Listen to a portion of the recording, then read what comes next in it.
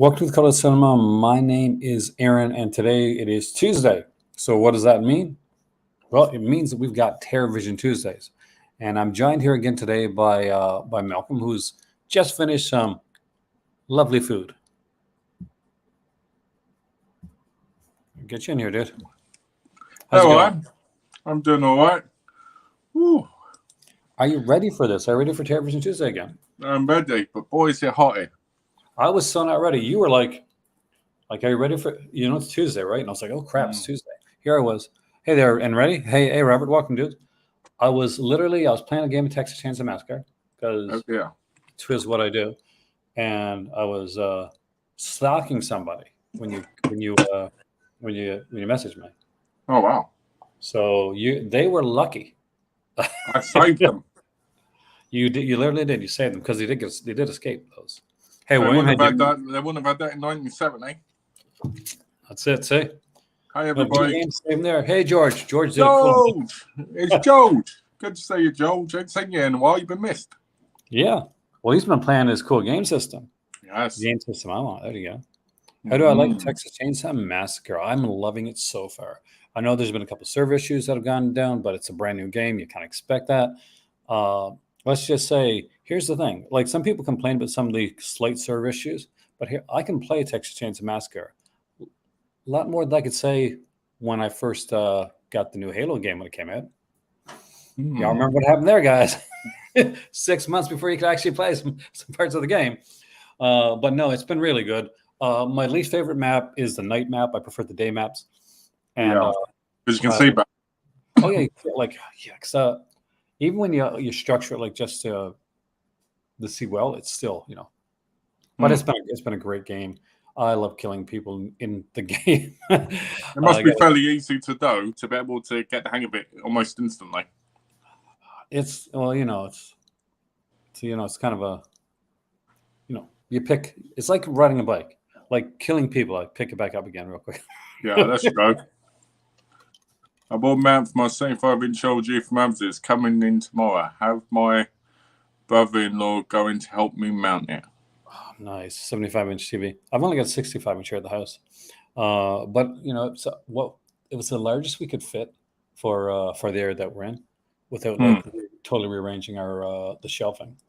As it is, like when I finally get the PlayStation 5, there's no way in hell it's going to fit under my TV area. No. So I'm going to have to take the area that's got take the shelves on the right-hand side where the 88 films and Scorpions and stuff are, and I'm going to have to move those and put them there.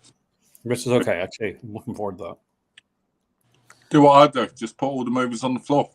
I can't do that. I tried that. It's like we had I had a crate of movies here. Actually, 2 crates of movies, and they were filled up. I can't do that. I can't put them in a crate because if I can't see them, it irritates me. Yeah, what's the thing?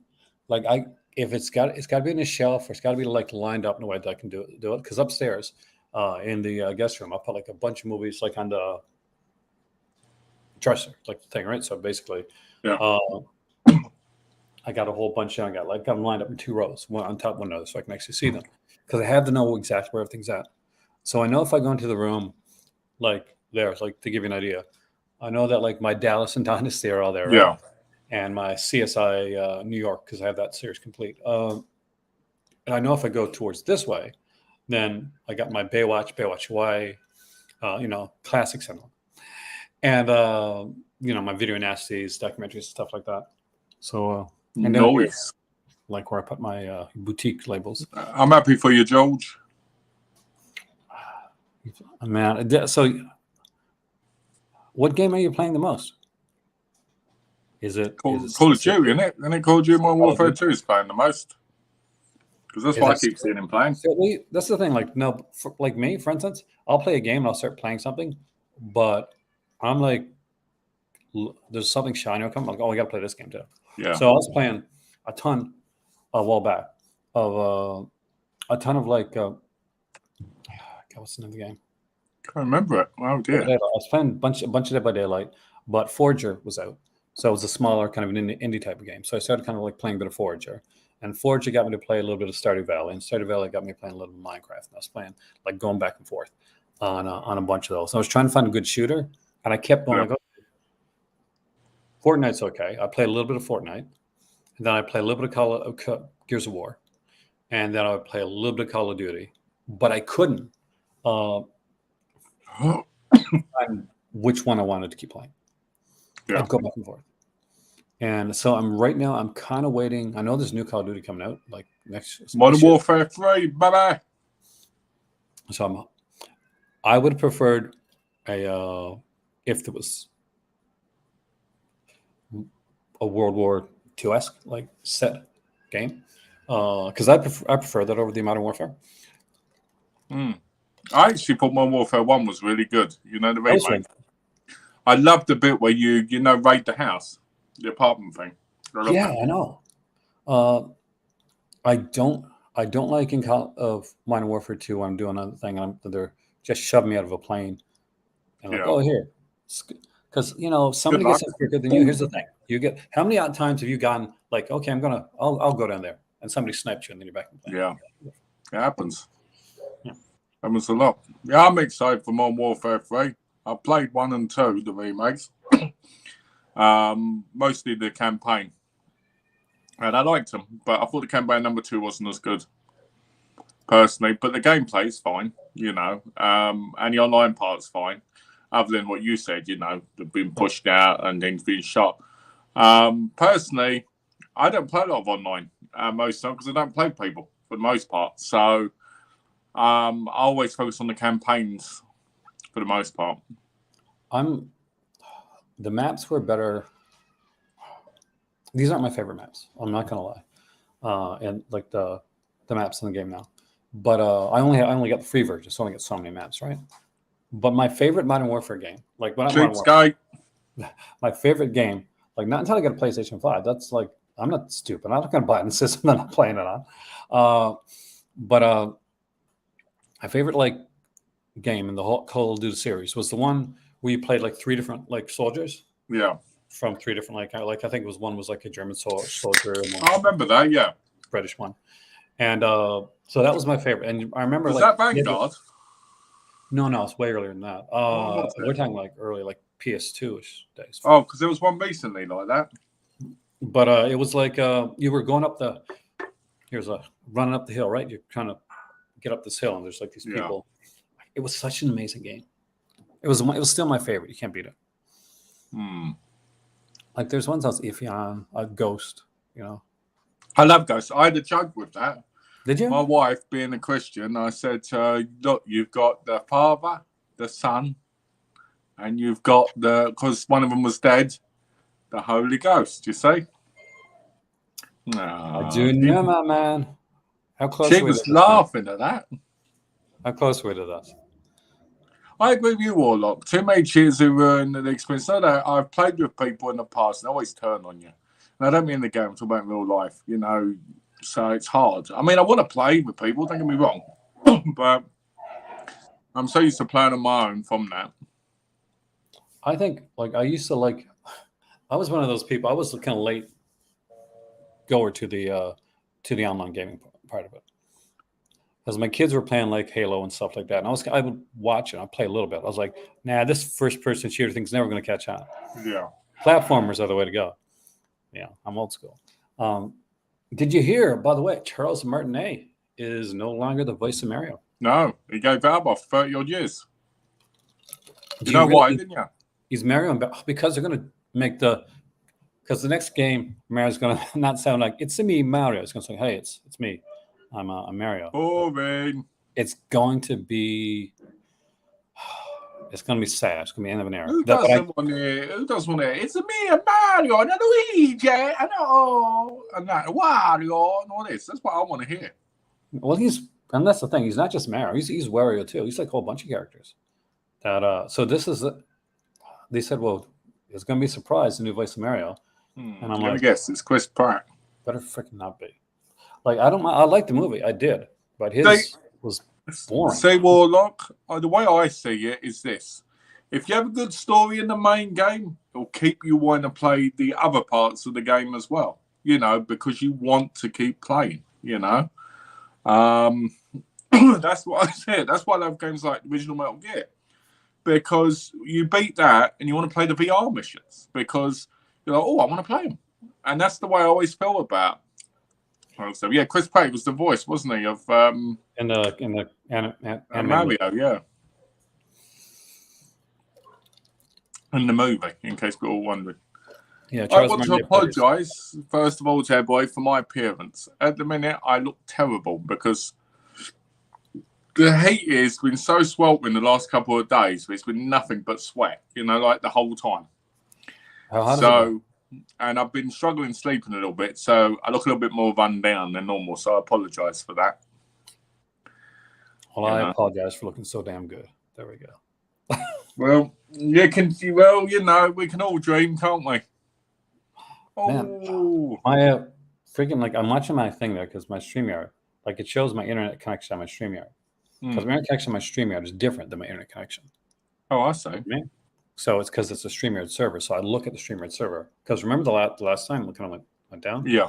Keep an eye on that. Well, when you see me looking like this, it's because I'm looking at the comments. On the computer in front of me. Your kill streak through dying is 32. Mine is definitely not that. 32? You've got to show me that, George. I don't believe that. You've got to record that and show me. Because even I can't get to 32. I can't get to 4. I just. Oh no, not me. My Twitter. Well, not Twitter. My Twitch handle is Aaron Sucks at Games. It's not a lie. I just enjoy gaming a lot. What? Oh yeah, No, I didn't change that. I'm gonna start up a new Twitch account. I think because literally. Because I'm playing more games now. Once I get the PS5 as well, and plus I'm playing on the Xbox. I'm doing Texas Chainsaw Massacre. I play a lot of Fall Guys. Though I will say I'm not a fan. So they dropped the new season of Fall Guys with a whole bunch of new games to play, new. Are they good games? The new ones? They depend too much. The spring, the jumping up. Yeah. They spend a lot of them depend a lot on using that. And I find that's once you get used to it, it's tedious. It's you can get better at it, and that's great. But when it's too much of the same thing, it's not a good enough mixture. What do we think the new releases will be? I'm not quite sure. This point, you're getting trash talk by George in there, by the way.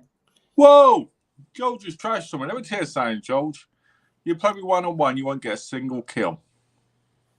I'll tell you that right now.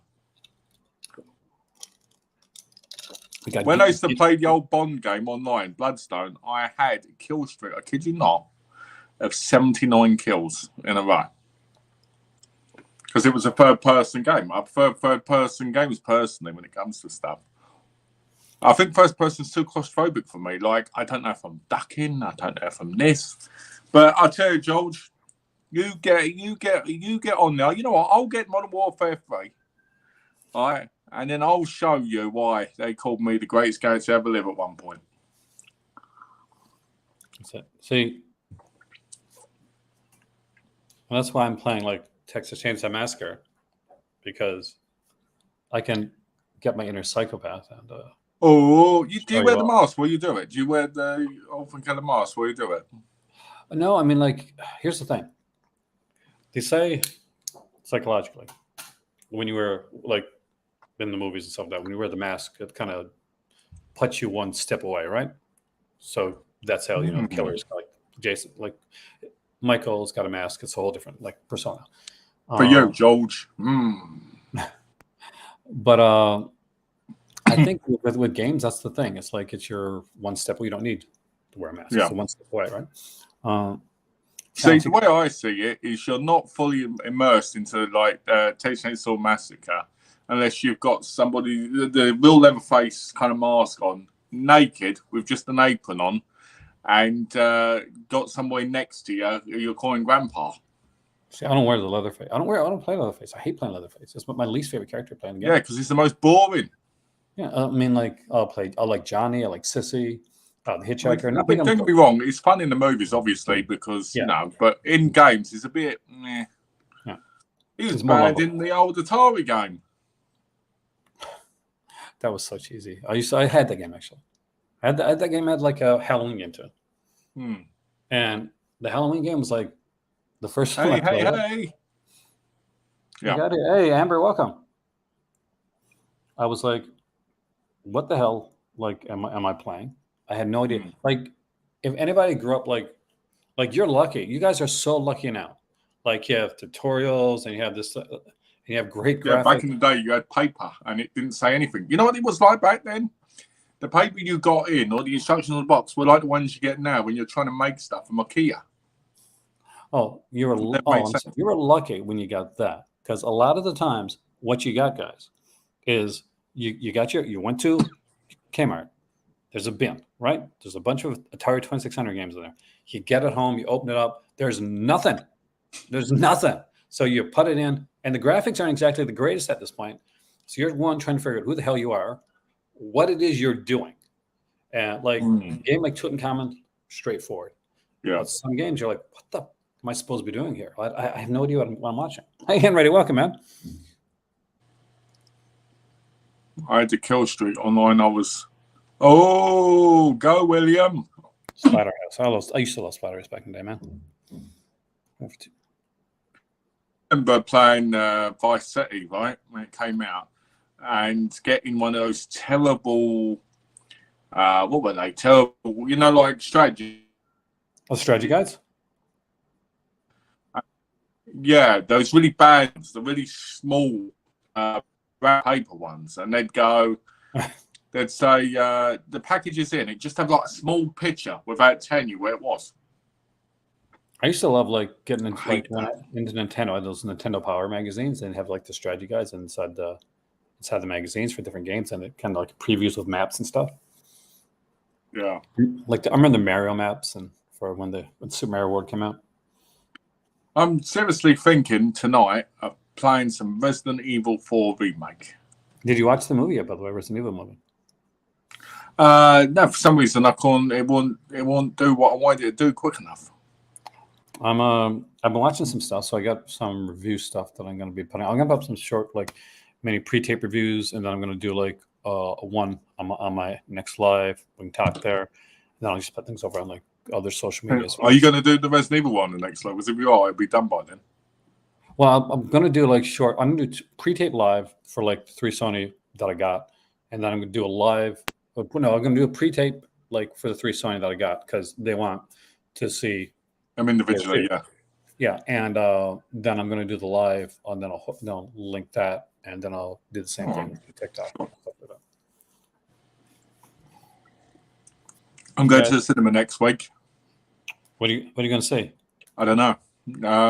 Alex said to me, "Do you want to go see the cinema?" So I said, "Sure." I ain't got a clue what we're watching. Well, right now I'd say Blue Beetle. That's the one I want to skip. That's a mistake. Blue Beetle's actually a good movie. It's not like The Flash. Have you watched it? I've seen some of it. Oh. And I'll tell you this: I really do want to go to the cinema and see it because of that. But it's not here in English. I was thinking of going and seeing what's that one? Elemental, the kids film. Because Alex is only like 12, so. That is a much better choice than the best superhero movie that's come out this year. Well, look, I've got good news for you. My Vinegar Syndrome package hasn't arrived today, so you're lucky there, or yesterday, I should say. But it was shipped yesterday. Oh, there you go. So hopefully I'll get it by Friday. Oh, here's the thing, William. So I got to actually mention it. So back in the day, you take the cartridge, and some people like blow on it. That's the worst thing you can do because it puts moisture in the cartridge and it corrodes it a bit. It's psychological when you say, "Oh no, it's working now because I blew on it." No, it's working now because you took it out. And the dust. It's like they say, women learn to give by licking ice cream. Guys learn from blowing on cartridges. There you go. You say new lesson. So you're blowing on cartridges, and that's what you're saying. But it's possible, sure. I do recommend Blue Beetle. I like the fact. So if you don't know anything about the character, so it's Jaime Reyes. I know about I know about it. I just don't like the guy who's playing Blue Beetle because he's in Cobra Kai, and I like him in that. but it just doesn't seem the right character for me. I don't know. Maybe it's because I'm a bit worn out on these things, and now I'm reading more graphic novels. I'd rather read that than I don't know. I know it's a good job. I mean, like I like the fact that like they went in to say basically when DC created the characters, like okay, this is the third iteration of the Blue Beetle, of course, because you had Dan Garrett and Ted Kord before. But basically, okay, this is like Spider-Man, except instead of hiding his identity from his family, like his whole family's in on it, and which is really cool, and because it's it's a Latin family, like families are pretty much like they're big family, like families, and they're all Blue Beetles. They're not all Blue Beetles, but there's only one Blue Beetle. Only one Blue Beetle so far. So let me ask you this: if you're in the costume, right, and then you sleep with someone, can they end up with multiple Blue Beetles? No, it's not like the first two Blue Beetles were the first Blue Beetle, Dan Garrett, was it was like an archaeologist. It was kind of like a whole, so the second one was multi-billionaire, right? Yeah. So basically, I know that. But I know that because I was reading the Tom King Human Target today. But I didn't. And so he was like an Iron Man, so he made that type of stuff. But Jaime Reyes was like basically here you got a alien life form that's initially not a good guy, the Reach basically, and it's an alien life form that's kind of out there on its own type thing, right? And it merges with Jaime Reyes. Why merge with Jaime Reyes? Because Jaime Reyes is an immigrant, and they're both aliens. Oh, I get going against the system. That's what it thinks. They're going to both go against the system. I get it, yeah. But then you end up like with him with this power inside of him, and meanwhile, there's like not in this movie, but like I'm going to get eventually. In a way, it's a bit like Venom. Sort of like here's the thing, like he's the good, because he's kind of like this is the good or at least the better like alien life form, because the alien life form that aren't good. So now you got Blue Beetle at one point, and like try explaining. Right, I tried explaining this to my wife last night about Carnage, Venom. How basically they're very similar. They're like family, but not family because they come from these different things. And for one point there was more of them, and they had to fight them. And she was like, "What are you talking about?" The quickest way to explain like the whole Carnage thing is this. So Secret Wars, Spider-Man gets his suit ruined. He picks up what he thinks is a replicator and gets his suit, but it's all black. He gets back on Earth, quickly realizes that this is not a suit. This is a living organism. This is an entity. So it's basically when he's sleeping, when he gets up in the morning, he's exhausted. He doesn't know why. He's exhausted because the suit is getting on him and he's taking him when he's asleep. Life energy. Yeah. Which I'm just going to say is a metaphor for something else. But carry on. It's a symbiote. It's a symbiote. Like basically you get those like large fish and I have like those smaller fish that kind of like. But basically, so he gets the symbiote off of him, and his rival photographer at the Daily Bugle gets fired for from some being. Yeah, we know this story, don't we? Because it was in the third one. Yeah. So Eddie Brock becomes Venom. He goes to jail, and a little bit of the Venom symbiote, like a little bit of it, goes onto his cellmate, which is Cletus Cassidy, who's a serial killer. And from there on, we find out there's this whole planet of symbiotes, and eventually we get other ones like Shriek and characters like that. And finally, after Cletus Cassidy dies, he comes back with because the Carnage suit goes on him with absolute carnage, and we get the idea basically of and we find out that they have a god, and it's called Null, and it is serious. I like that. Null. King in Black storyline, guys. As in Null, as in nothing. Like we talked yesterday, me and Malcolm talked. We're talking about like comics, and I was being super geeky. Hey, it's Crestwood, Master of Movies. Woo! Our movies are $4 at the cinema. There you go. See, they are for me every day because I can get 2 tickets for £4.50 each. So. And you're going to Put see on my elements of it. contract. So I can do that. The only point is you can only do it once a week. See, it's not a lot. I would like to see Cobweb. I still haven't seen that one. That's supposed to be really good. I want to see Talk to Me. That look, yeah, I do too. That's on Monday at 10 a.m. at the cinema. And I'm like, do I want to go on Monday at 10 a.m. and watch that? Or do I want to just wait and get the 4K?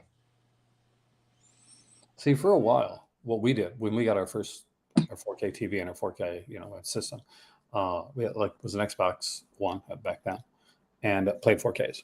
So we're like, okay, we would decide which movies you want to go and see. What ones do you want to pick up? Yeah, and because at the end of the day, for like less than the cost of movie tickets, I could buy and own the movie. Yeah. Because when you go to the theater, most of the time, like for me, like regular price, it's not cheap. And we go, it's like $20 or over. Yeah, do you get all the food as well? Yeah, that's the thing. You're gonna get the food, so it's like it's expensive, and you got to. And like we lived around like 30 minutes drive from like where the theater was. So then we got to drive there, got to drive back. That's gas. So it's a whole like cost there. I'm like, if I can buy like a 4K for like $20 or like even $30, I'm saving a lot of money, and I own it. Wow.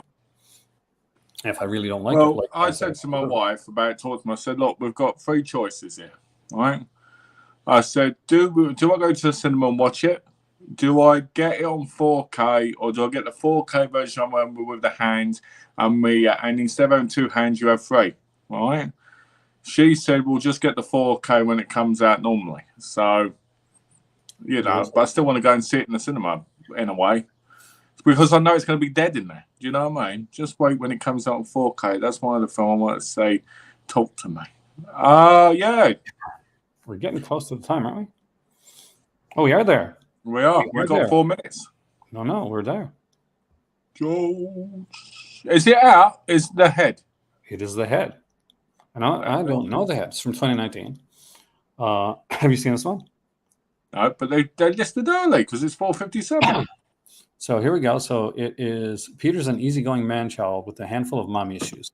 His love for his mother is matched only by the welts from her beating him with a cane. Yikes. Oh, lovely. And the affections of a hot punk rocker. After an alley post-rejection, Peter hears a voice calling out to him for help. It's a woman. He goes to help only to discover his Odyssey. God, guys, make this able so that people who are doing this on YouTube can talk about yourself without getting demonetized. Okay, Yeah. He never knew he needed it. Okay, and this young man murders people to feed his blood-hungry true love, a telekinetic mannequin head. So we get a feature-length documentary on the making of The Head, 2023 documentary. Michael Keane and Casey Keane do the commentary on this one. So it's another short video then. Did Michael make this? Is this the one Michael made? Yeah, it is. Trailers, VHS, B-roll, BTS clips, the festival cut, deleted, and can we see the pictures?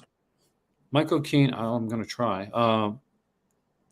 Actually, I'm going to check first. You guys are going to wait for a second. I'm going to check pictures before I do anything. All right, let's see, because I don't think there's any nudity on them. I'm checking the show.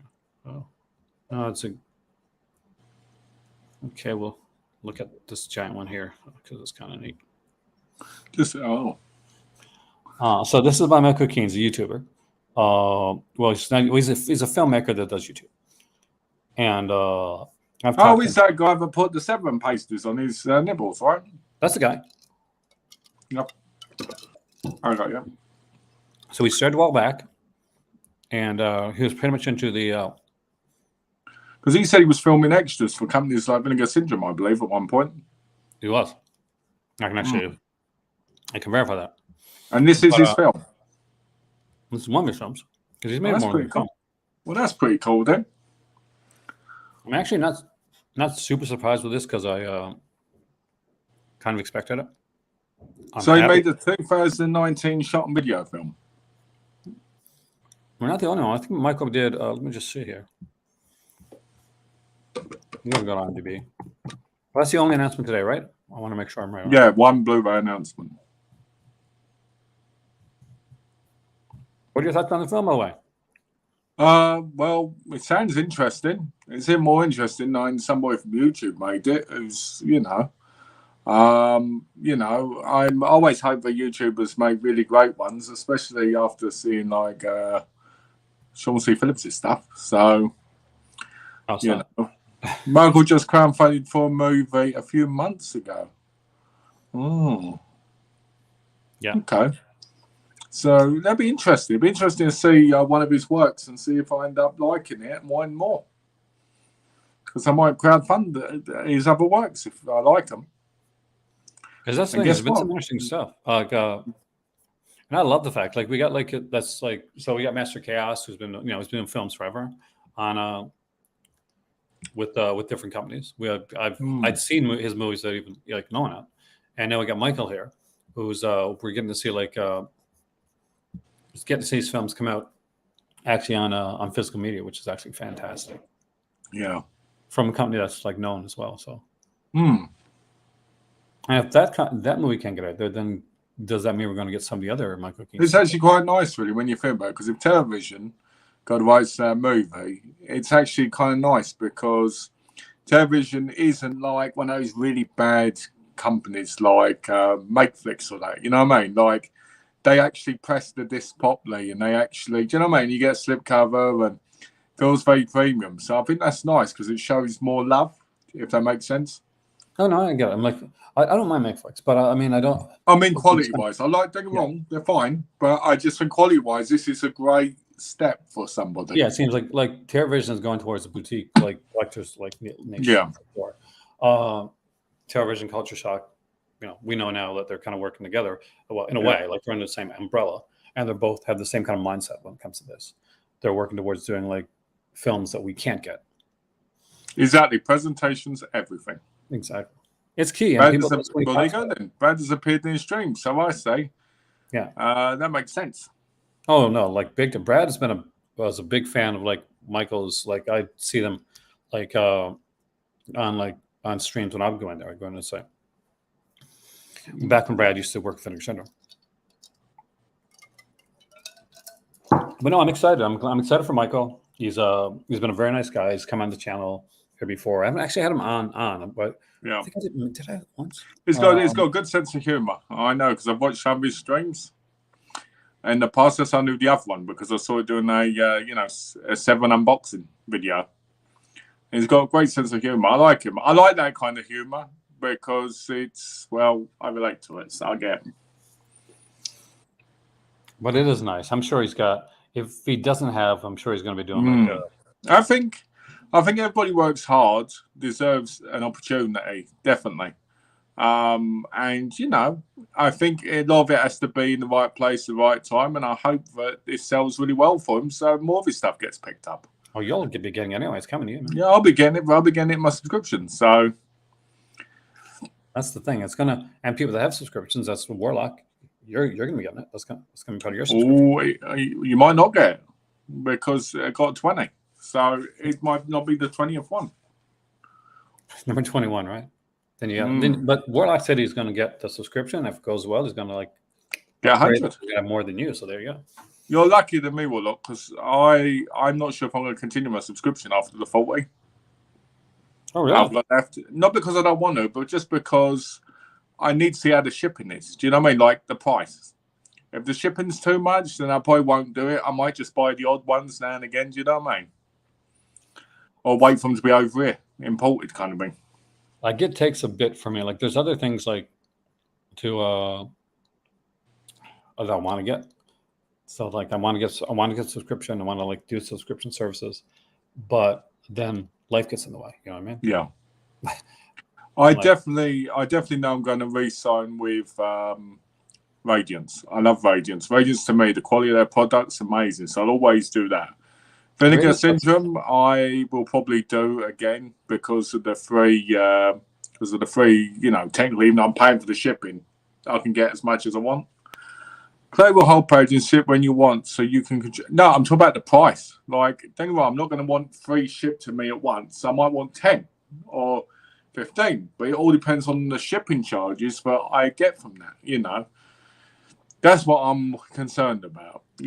But I don't know until I say. If the shipping charges are fair, then and I'm not saying they're trying to con me or anything. I'm just saying You know, the way the New postage. companies, it's hard to get like the shipping deals like a bigger company will get. Yeah, exactly. Like if I'm going, this I want 10 cents me at once, and then I find out the shipping's like $30, I'm not going to be happy with that because I'm going to be like, well, I paid 1,000. Do you get what I mean? So it's just one of those things. You know, yeah, exactly. You know, so it's just one of those things. You just luckily in America, it's free shipping for people, so they're fine. But yeah, like it's never a big deal there. Like here's the thing: if you were to rate the subscription services right now, yeah, in order of like from I guess least to best, we'll go with that. So least to best. Yeah, let's because leave the best. All right. Television, Vinegar Syndrome, Radiance. I actually, here's the thing. I don't have a subscription to either one of them, but that's mine too. That's my headcanon for it. I'm sure we've all made shipping cable. I'm not sure what it means. Oh, I know what that is, Warlock. It's the Squarespace thing. They had a lot of problems with Squarespace, apparently, giving the wrong shipping quotes. So you're supposed to be able to talk to them and they can give you a better one or something. But I don't know. It's just something that worries me and concerns me. That's all. I'd rather pay for my postage up front, like Vinegar Syndrome, then know that it could change any time with like the way post goes. And not just that, it took 23 days after shipping for my package to get to me. So, you know, I've got to take all that into consideration. You know, I could have bought it from importers over here long before I got from them.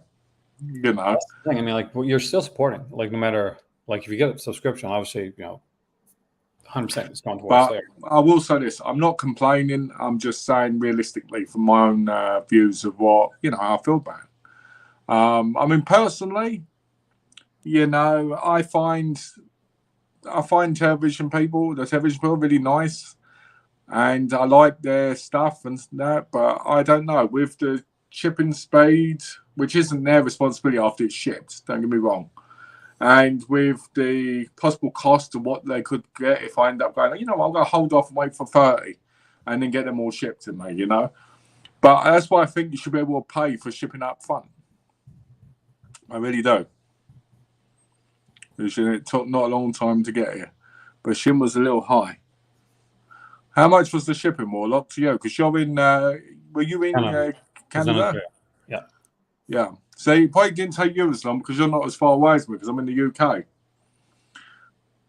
Exactly, George. And the day is what you like. Yeah. And that'll add value onto it like tenfold. So basically Radiance is putting out like what seems to be like a premium package right now. So a lot of really people those box sets are beautiful. Like super high, or like even though like Vinegar Syndrome has been around for a while. Just because of what they want, it's kind of what people like, and it's hitting that kind of that's the space right now. I'm interested to find out. I want to find out exactly how far are we into these announcements now? So there's 13 days, right, of Halloween. Yeah, 13 weeks. 13 weeks. So what's this? The fourth, the third, right? Yeah. I'm sure like it'll go on like for Terrible Tuesday. I'll have more announcements by then, but like it's interesting to see the way these are going. So what do you think of the way it's gone so far? Like the internet, like all together, so what you've seen. So you know what some of your stuff that's coming for you is, you know, you got the box set, right? The Joe Zazo's box set, the announcements from the newer film about the one that I'm not a big fan of. You're talking about the cult one? You're talking about the cult one? No, like the ones that the other announcements that we got from Television so far. What other announcements we got? We got the 4-pack, didn't we? The 4-pack announcement. Yeah. And we got the Danny Bonaducci shot on video type one, but America's Deadliest Home Videos. Yeah, and there's the one that I was not a fan of, which was what was it? Like they're eating something and the worm eaters. Yeah. Not the worm eaters, like when we said that. If you're watching it, like, it's worm eaters. All right, it's worm eaters. Like people some people were like, it's Ted V. Michaels movie. Okay, well, no, the one that looked like the person was eating worms on the cover. Yeah, that one. No, but I don't know how I feel about it, to be honest. I'd like to say I'm overexcited, but since I don't have a bloody clue about any of them, it's a little bit hard to be excited over something you don't know. Whoa, 5 moves was $38 shipping US, really higher than it should be back in April. Yeah, but that's not a good sign, is it? That's for 5 movies. Oh dear. So that means if I got 10, it might be like 50 plus. See, that's what I mean about not being confident in, I understand it. I really do. But I mean, it is like, as a collector, you really got to weigh, the balances of like what you can afford shipping wise. So I have to be, if I'm going to spend $30 for shipping, then I got to be really excited about those films. So for me, $30 shipping is like, okay, this is a bunch of, like, either it's a 7 box set or a 4K thing, like that type of thing. I can't, unless I really have like strong confidence, I can't blind buy with that shipping with it. No, and it's not. I know it's not on that, but it's it's the thing that, as collectors, and as a channel talking about movie collecting, is something that we should talk about. I mean, go on. Sorry. No, I was just gonna say, like, you can still, you got to watch, money, but you can probably afford to buy more than like some of the people that are watching on here. Well, this is what I've always said, isn't it? I've always said this, So like me, I'll buy a large amount at one point, right? But the average person would maybe buy 2 or 3, right? Yeah. Because they're not as compulsive buyers as, as me, for instance, when it comes to buying. I'll buy almost anything because I want to watch it. But most people, they take hours picking those 3, right? Then you go, oh, they're going to be shipped over here, right? Let's say the UK or Canada or anywhere else. And then you're looking, let's say, at $22, $23 shipping on top. Then you have to wait a month for those to turn up. And then by then, you might have forgotten they were even coming, or you might be depressed because you're like, it's taking too long. And then they turn up, and then they could be utter bad movies, right? Because everybody releases bad movies. We don't know until we've watched them, And then you're disappointed, and you're like, well, I wasted more money than I would have done if I'd have just bought some in the local shop, for instance, Yeah, I've had that like whole thing happen to me too. Like, I've been looking, like, when I was in Canada, I bought a lot of movies. Like, there's no way around. And not only that, but then I was still buying movies and I was buying the comic stuff at the same time. So at the time, you're like, I'm not going to lie, money at that point it was pretty good. So I'm buying like a whole bunch of stuff, and and it was there to buy. So I just get tempted. Okay, I'll buy this and I'll pay for it. I got a credit card. I'll buy this thing for later. Always the way. Yeah, but it's like, now I'm working. Well, whatever. It's what you do what you do. I don't smoke. I don't drink much. I'll put it into perspective, right? I can get Radiant's titles for £16.99, right? Which is fantastic. With free shipping, right? If I think it, and I can, I don't have to stress about it. I know it's going to come. I know it's going to have a booklet. I know it's going to have all this stuff with it, right? It's not just a slipcover, I know Master Chaos complained when he did the video, but I think it was partly joking, but also serious at the same time. But they should have a slipcover, blah, blah, blah, blah, and he didn't like the quib bit and all this, But I like the quib bit. I think it makes it unique. I think it makes it special. And I like the fact you can put it away if you don't want it out, Yeah. But, I think we're coming to a point as well where it's getting too excessive with just, we're just going to put a slipcover on it. Slipcovers are great. I love them. Don't get me wrong. But if you're just getting a slipcover, not getting much else, it becomes a problem. And just because of that, it doesn't make it, perfect. But what I'm trying to say is I can get a Radiance title, which I know is fantastic. It's got a great booklet. It might have some great extras. And I know 99% of the time they're going to be really brilliant films from different cultures from all over the world. Same with Mubi. And I can give you a brilliant example of that. When I started collecting, like really hardcore collecting, again, I started with like Shout Factory with the Roger Corman stuff and went into like the Scream Factory. And for the longest time, like you'll see from my collection, I got a lot of like Scream Factory. But then I started to get stuff from Amazon UK. And I started to realize that Arrow was a thing. And then it was nice to have a Scream Factory with a slipcover, but I was getting Arrow releases, and at the time had window boxes where I could choose like 4 different covers. I'd open it up, there'd be a poster inside, there'd be a booklet, there'd be a massive amount of special features that other companies weren't doing back then. So it was different. So I ended up like shifting my focus to like buying a lot of Arrow and a lot of UK releases because I could see that they were like that was kind of where the collector's market was going. And I would love to be able to like look at some of the Scream Factory stuff that's coming out now. And I still think like booklets are missing from them. Like they do some from their box sets and stuff like that, but I think for regular release too, for the prices that some of them cost. I mean, how come like we should be getting more? It's crazy, some of it. I mean, to me, Radiance and Indicator are the closest thing to Criterion when it comes to presentation. 100%. You got it right. And I think that is important. I mean, they're wrong. I think both of those are mostly world cinema as well in their own aspects, And I think when you're looking at cult cinema, in a rare kind like SOV, television seems to be all that now. I mean, these last few releases have all been shot on video for the most part. Now, that being said, they did announce a lot of other stuff that wasn't shot on video, which did excite me.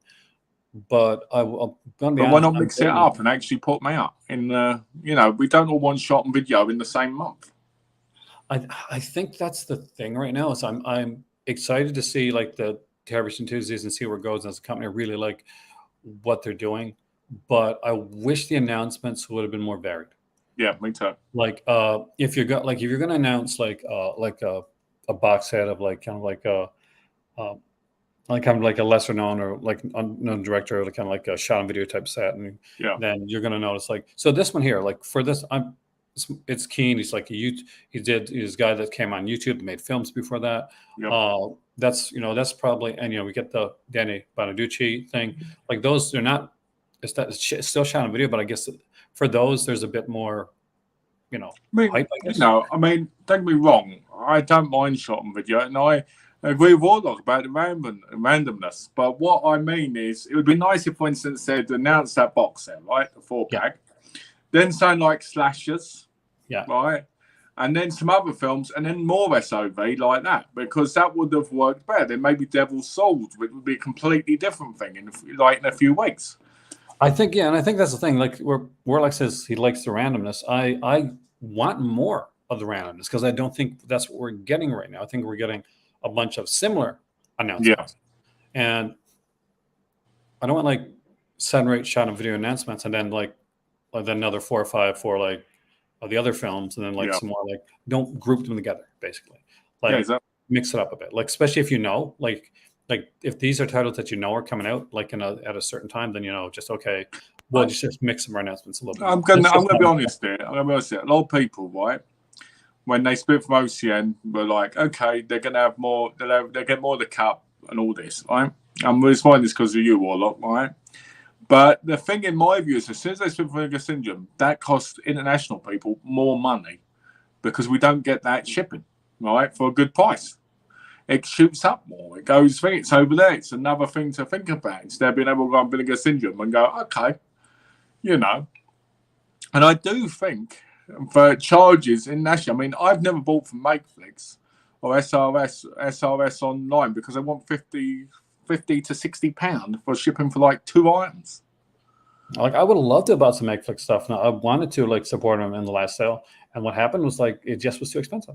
Like I looked at I said, okay, I picked up a few releases, and I said, okay, I'm going to grab some stuff. I get shipped to Canada, and I looked at the shipping. I just can't do that. No, it's just it just feels such a ripoff.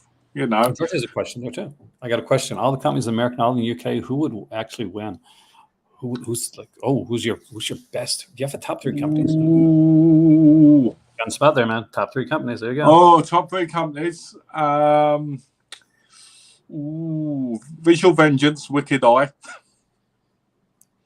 They win that one. That's a joke because they're shot video. We were talking about that. I would say probably, I don't know where I'd rate them as the top 3, but I would probably say Arrow.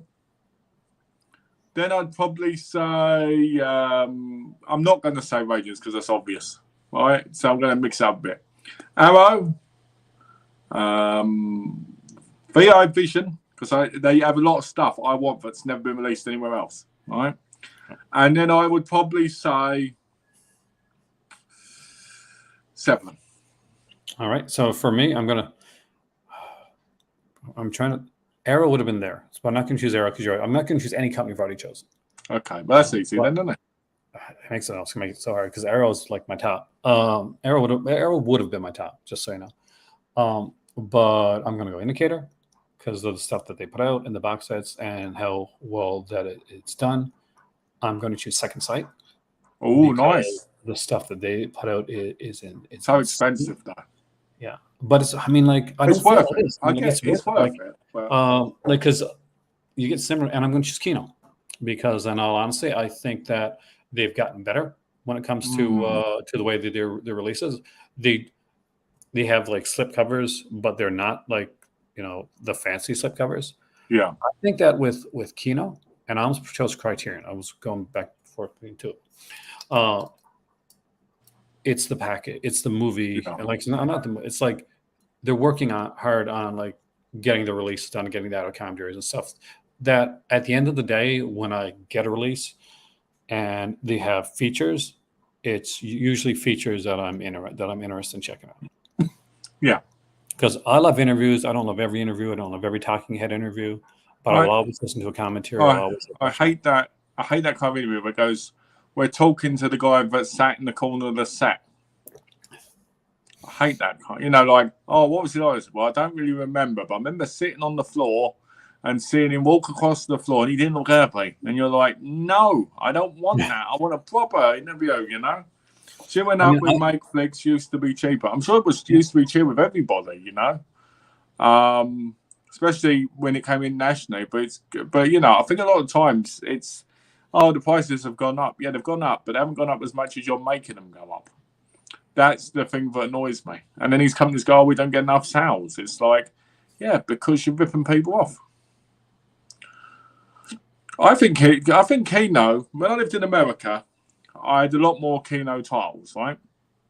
And I've always loved Kino. For the film noirs, for the older titles, I'm so happy they're releasing some of the best titles I've wanted to see in a long time, like the Ulcer Collection and stuff. So excited about that. And all the Exorcist. I'm glad about that because I really wanted those for a long time. But with Kino, they don't ship internationally.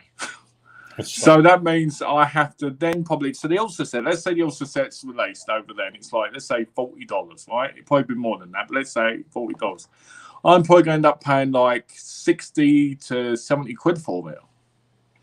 So I have a little anger towards Kino because of that, but that's a personal thing for me because I just don't like not having the choice to buy from them. Brilliant company though. They had quick shipping with all my stuff. I was in America. And they all seem like very nice people. So, yeah, they do get overlooked. But I think it's because they've had so much classic cinema on there.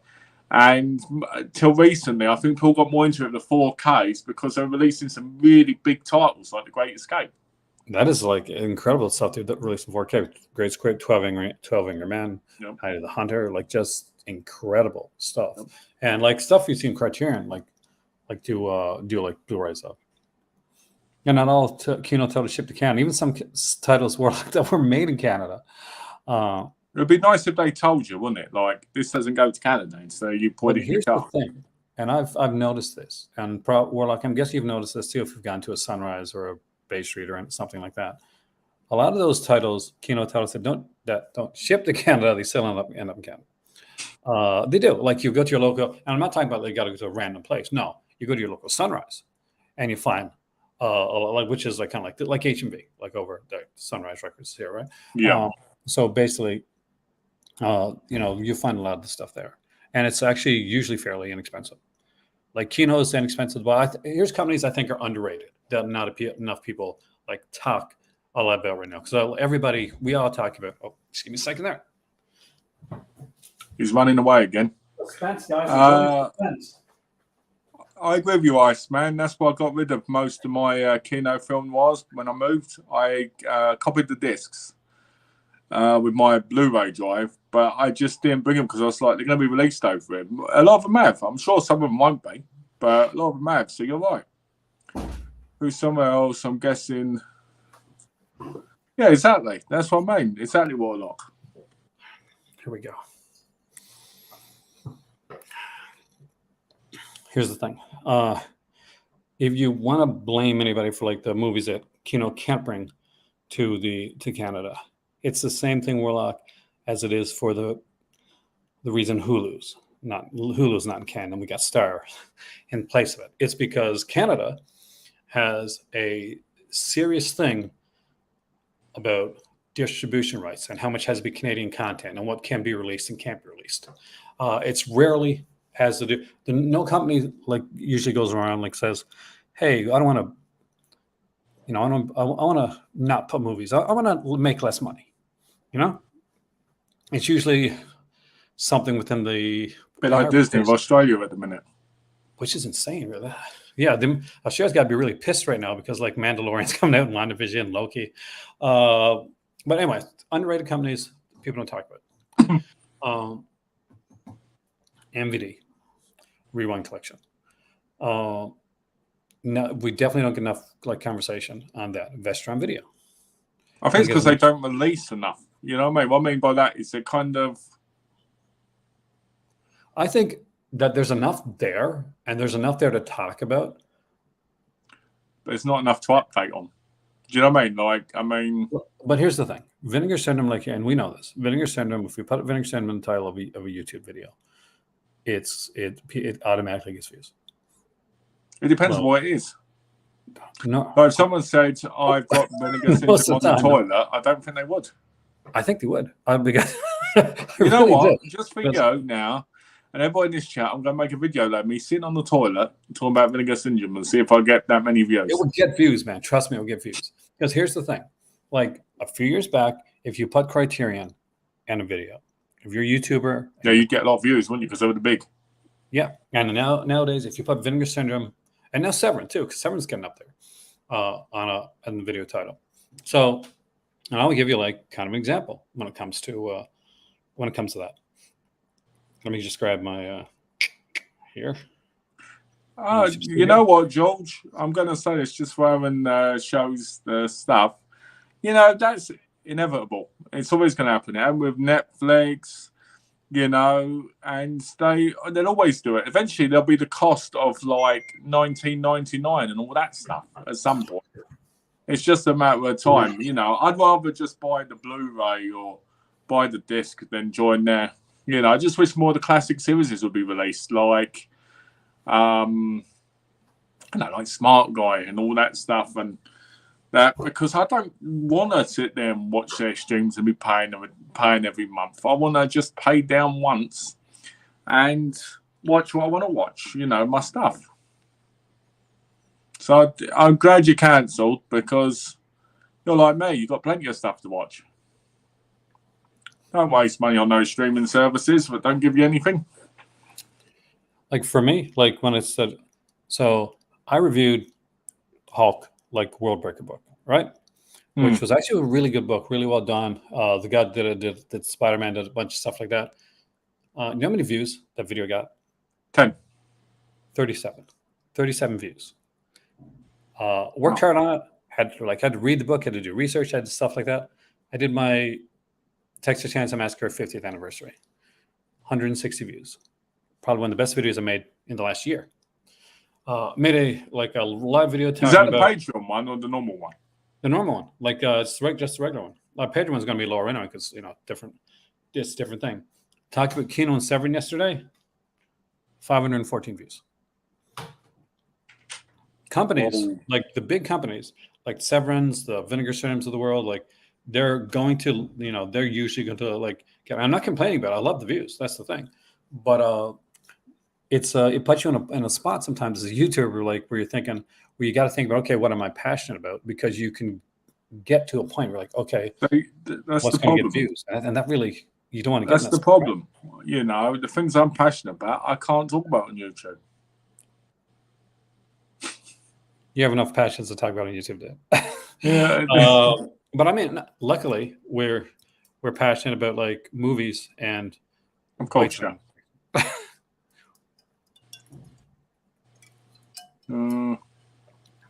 Yeah, it's annoying. I hate this.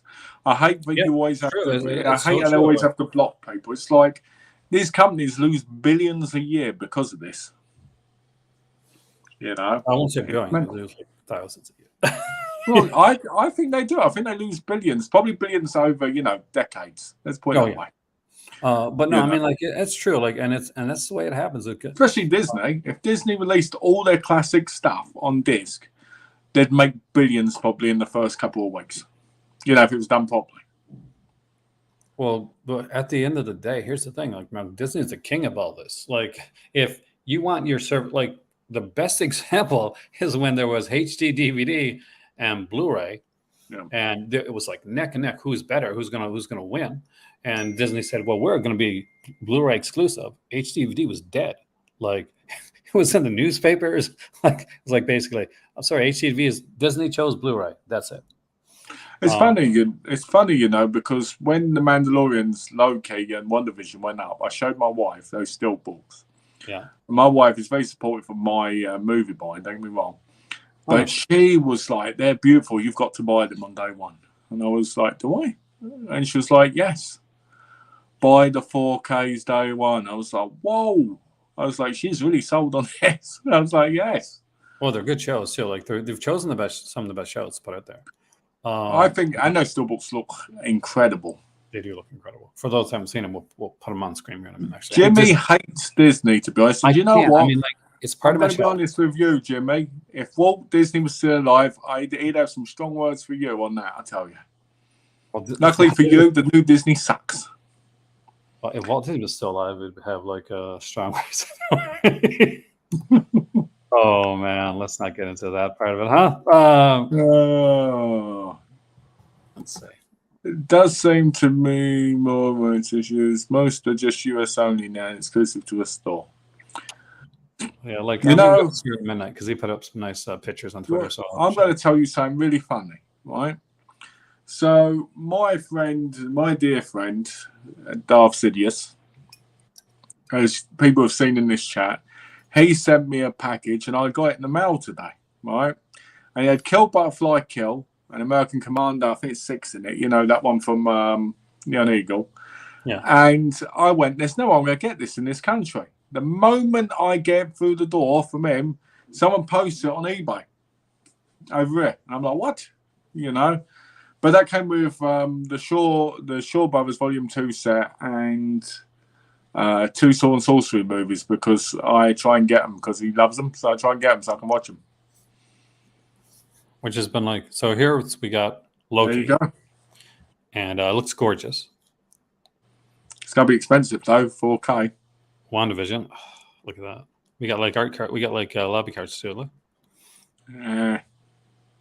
I hope it's got a slip over it, like a plastic slip thing. On a steelbook. Yeah, because they used to, didn't they? They do. Some places do, like the American Psycho one had one. Mill Creek did a lot of those. Like, did a lot of stuff with that. I think the question is, well, why aren't they releasing season 3? Is it done? Is it finished?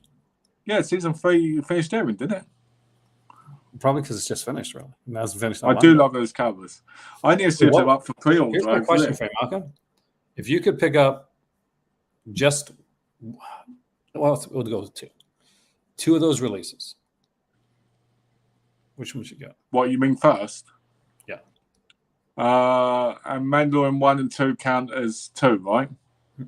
Yeah, they count as 2. So then I'd pick Loki and WandaVision, because even though I want the Mandalorian, it'd be the same show, wouldn't it? So I'd pick both of them. What about you? Same thing. Well, here's the thing. I like the Mandalorian, but I loved WandaVision, and I love Loki. I'm going to I think that those are 2 of the best things they put up there. I'm going to see if these are for pre-order, because I'm curious to see what the price is for them over here, because the price, I've got a feeling like $39.99 or something stupid like that. Actually, to me, that's way too much. When Best Buy used to give a lot of stuff around here, used to have a lot of stuff around here. Yeah. We actually did get like a lot of steelbooks, a lot of Mono Macabre stuff. We got stuff that the United States didn't get. But it's the whole idea basically of like where we're at now. It's like it's a different place right now when it comes to this stuff. No, it doesn't look like they're up yet. No, over here anyway. I think they were just announced, weren't they? I don't think they were- just included, yeah. We saw the distant picture, man. yeah. This is not like the German release. These are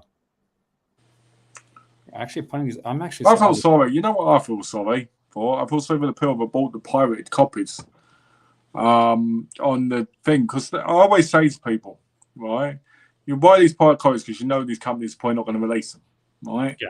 And so let's be honest, same with Prey, and that you were talking about, right? And you know they're downloaded versions from torrent sites, so they're never going to be as good as they could be, right? And then you pay a fortune for them, and then these get released, and you're like, oh no, But yes, but if you want that special edition, now you can get the disc from this set and put it in that big box. It's a win. Like, because it was kind of once this announcement was made, Yeah, the floodgates were open. Like once I saw that like Prey was coming out, then I was like, I'm buying okay, that. then what are we getting? Because Prey is excellent. You know how much I like this film. And the other thing that makes these so amazing is the steelbooks look phenomenal. Most steelbooks don't look that great anymore. Yeah, I'm not like people know on my channel. I'm not a massive steelbook person. Like it's got to be a really nice steelbook or a really nice release. I've got most of them, Warlock. I've got most of them. I've got Daredevil season 1, 2, Iron Fist season 1, and Jessica Jones season 1, and Luke Cage season 1. But if you mean like the Defenders and that, the ones that they didn't release, yeah, probably. Yeah, no, the ones that because a lot of them came at Walmart like early on, like the. I really like the Defenders show as well. That's what makes it sad. Well, I like the show. A lot of people hate. Let's talk about that for a second. Thanks for checking, George. Yeah, it's said before. I liked Iron Fist.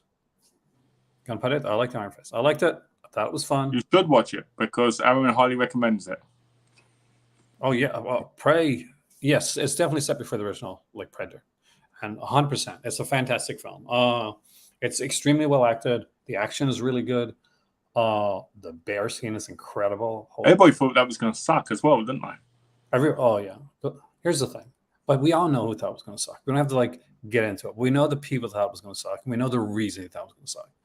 And then because the Predator was the best one, and everybody was still stuck on that awful Arnie one.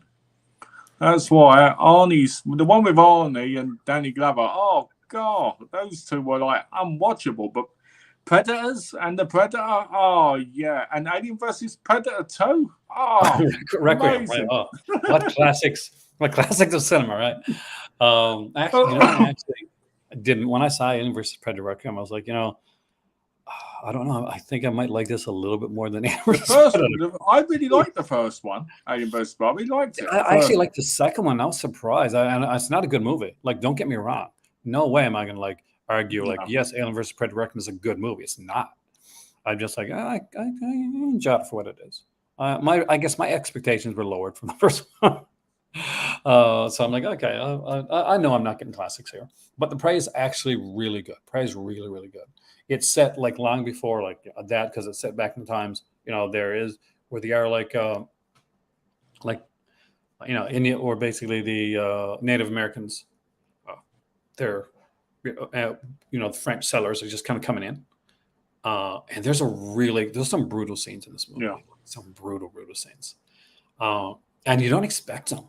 You expect for the Predator part, that's going to happen, but the other aspect of it, I'm talking about, I don't want to give it away, but there's a bit of a twist portion to it that really sets up the final fight. That's just incredible stuff. And Amber Midthunder, I don't know what she's doing next, but I want one. Did you say her name? Did you say her name? Her last name was Midthunder. Yeah, because she's actually Native American. She really is. So she is Cherokee. But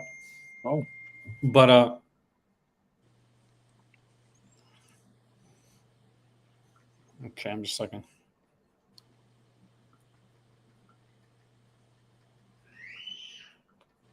What the hell was that? Sounded like someone screamed. Oh yes, next door. Like a little girl. They got kids. They're Italian family next door. They got kids and like. I see. They didn't release a lot of them in North America. That makes sense. I wish they'd have finished Daredevil season 3 and the Defenders and released that, because it feels kind of incomplete, which is annoying.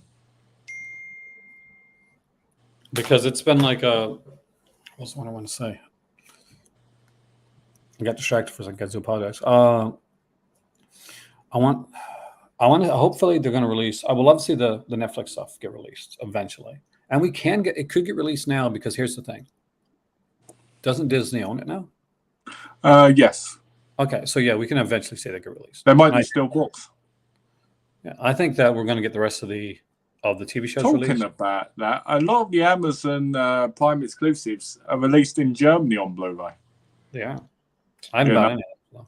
Love After Love, Love Addiction, Fighting for Love, After My Love Left, and all really cheap as well, for €8.99. What do you think would be the next, like, out of the next steel books, like the Disney shows? Which one do you think will look the best? I think She-Hulk will have the best looking. She-Hulk, and that. I'm trying to think of all the others now. She-Hulk, Hawkeye would be good. I'm guessing that'd be like a purple and white steelbook. Yeah. She-Hulk would be a beautiful green. So visually stunning. That's got to have a good steelbook. Yeah. Like, what else? I'm trying to think of the earlier ones. There's some, but I just can't remember the titles of. Oh, it's Captain America: Winter Soldier, which I think is that one standard. Well, so they're going to do more Star Wars, aren't they? I mean, like Boba Fett. Well, do you think they released a book of Boba Fett? They should. Should they really? Yeah, they should, because otherwise you're missing it on the shelf, aren't you? Yeah, and what if? Don't want to miss out on that. I want to miss out on Book of Boba Fett. Such a fantastic show. Yep. Such an amazing show that like had to take a whole episode and turn it over to The Mandalorian. Just saying. Well, there you go then. What if? What if? Yeah, that'd be cool. That's when it's not going to finish. Like I said, I didn't finish What If. It's the only one. I think they need to release Even Stevens on 4K. In a still book. Star Wars and Marvel fans want everything. It is true. I hope we get a Condor Man 4K from Disney. Oh my God! Yes. I love Condor Man, Charlie. If you don't know Malcolm, Condor Man's a show was like a movie back in the 80s, like a superhero Disney Disney movie with Michael Crawford. The guy from Phantom of the Opera playing Condor Man. It was not a good movie. It's like a fun, cheesy, like 80s era Disney film. But what I would like to see, obviously, is the one that the Malcolm wants. Disney Princess Orgy Party Bonanza. I'd love that. I'm always into that. We know that's my favorite subject. My cousin, by the way, nearly a 50-year-old man, collects Disney princess figures. I know a lot of people that collected these. Like, there's a YouTuber. What's his name? God, Cinema Sickness, right? Yeah. And like he gets super stoked and excited whenever it's like the Disney stuff, and like it. Like I remember watching videos and be going through the horror stuff, like by passing some of that. It's like, this is Little Mermaid Adventures from Disney Channel, like VHS. I really want that, and you get like super excited about it. That's what you're into, man. I guess. Would be nice if they made some of the movie club. Yes, Doug, 4K. I 100% agree. Whether we're starting to get that a bit, like some of the movie club exclusives actually went exclusive to Walmart. They were a little bit. Yeah, because I bought when I was a part of the movie club back in the day, and I got the Ichabod Mr. Toad one. Yeah, and it had an exclusive slipcover on it. That was just for the movie club, and you couldn't buy it anywhere. But I think the next year, they had the slipcover, but they had the. I want the Disney Hardy Boys. I got the steelbook with 10 of that one from the Disney Treasures. Yeah, I want that. It's really good. I like to see them get a re-release of Dr. Sin. I really like that one too. Oh yes. Movie Flub shut down in Canada. I thought you were making an album a minute ago, Warlock, when you said Movie Flub. I was like, is that real? Ending at the end of the month. Yeah. Wow. Oh, I get it, like movie video club. That's what Yeah, it's like called. around Movie club. Yeah. oh, were you ever? No, I'm not sure if you're old enough too, but Columbia Home Video Yes. Club. Some people like get them and they'd be like, oh, here's my Columbia stuff. Well, and like, did you buy some? Well, I got some more, and then I didn't pay for them. Like, I wonder why they closed down. Do I wonder you if, like, remember? Do you remember the cinema club, the VHSs? yeah, I was in the cinema club. Like I got the VHS stuff. I bought it like I used that's to where I bought love that. I used to love when it come up and you'd have that big thing and it goes cinema club kind of. I just love You that. got some really cool stuff too, and they have like stuff come over. Remember the Time Life when you like you get the Time Life VHS, and every cover look exactly the same. Yeah. But buy the Time Life collection of Star Trek, the original series, or Twilight Zone, and that you're like every month you get a brand new VHS, and you go to your local like thrift shops now, and You see them all everywhere, didn't you? Yeah, you're like 50 cents, 25 cents each. I remember I used to get wrestling catalogs for VHSs, for wrestling ones, and you had no idea what was on them. You just knew the title, right? And I'd be like, I want this one, I want that one, 20, 30 quid. Hey, Heroic Waffles. Hey, welcome, Heroic Waffle. Well, they announced that the Michael Keane's movie, The Head, is being released by TerraVision. We talked about the new releases for the steelbooks of the Disney ones. And we talked about how Malcolm really wants to get all the Disney princess stuff because it's super cool. It has to have an orgy in it for it to be important to me. You ever play Villainous? What's that? Ever played Villainous? Yes. We have it here. We got the first one, the original with the Disney villains, right? Because you can buy like the Marvel villains and all types of stuff. Yeah. It's a fun game. Like, it's not a perfect game though. There's some. Oh, thank you, Jimmy. You know what? That means a lot to me because I've always thought I look like a great princess. You gotta get a little ones like go to like a cheap place. I need to get those. I need to get one of those long-haired wigs and sit here in the chat, like, oh, hello, Jimmy. I'm gonna get one of those little tiaras, one of those like plastic like little tiaras.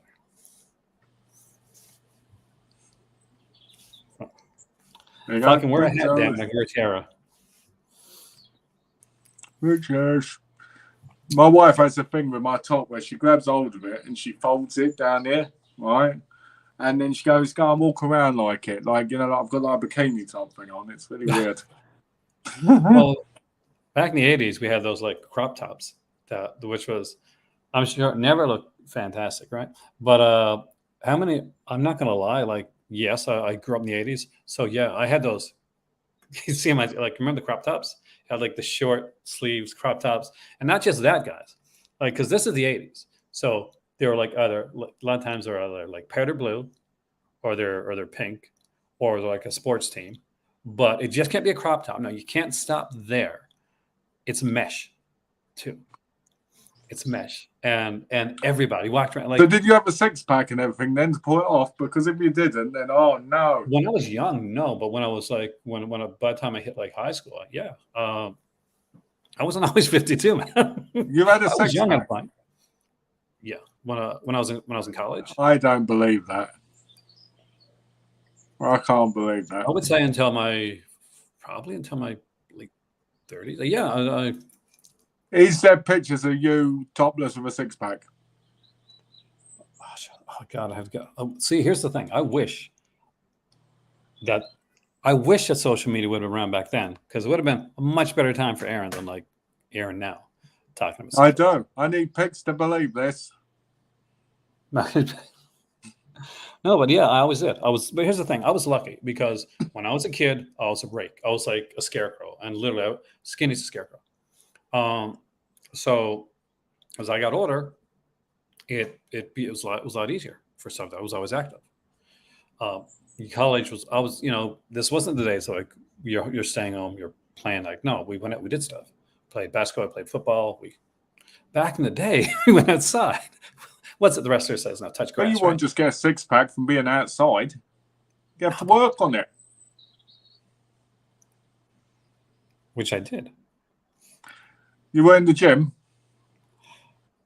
Not a lot, actually. The thing, I was lucky. I didn't like. I was not a big gym rat. I wasn't a gym rat. Wow. No, And like it was that's the like 80s. no, Everybody no, was in the gym in the but 80s. late '80s. We're not early '80s. I'm a scarecrow, dude. I'm skinny. Like, but like, he's serious. I was like, when I was a kid. I was like, I was a tiny little guy. Um, I was never like the big buff guy in high school. That was No. that's why I So you didn't had look to have like a six so you didn't look like Arnie then? because I don't want a lot of bigger guys than me. Two, Yeah. I don't want to get my ass kicked. So yeah, no, I wasn't until I got to college, Wow. which was '89. Wow. 89, Mr. You know, you 60. muted yourself, right? I haven't muted myself at all. No, Siri, goodbye. Hello? Yeah, you muted yourself for a minute. Dude. No, I didn't. I didn't mute myself. It was that. Was it really? Yeah, because I was talking. Oh, every once in a while it just comes on the screen. I don't know what you said then. I said we need to do a poll. How many people in the chat believe I haven't had a six-pack? Oh, you can hear Well, Malcolm. look, said no, they can hear me. Oh, I couldn't. That's the thing. Nope, I did. Last year, high school, like I was a late bloomer. But the mesh belly shirt was not when I had the six pack. By the way, the mesh belly shirt was when I was a kid.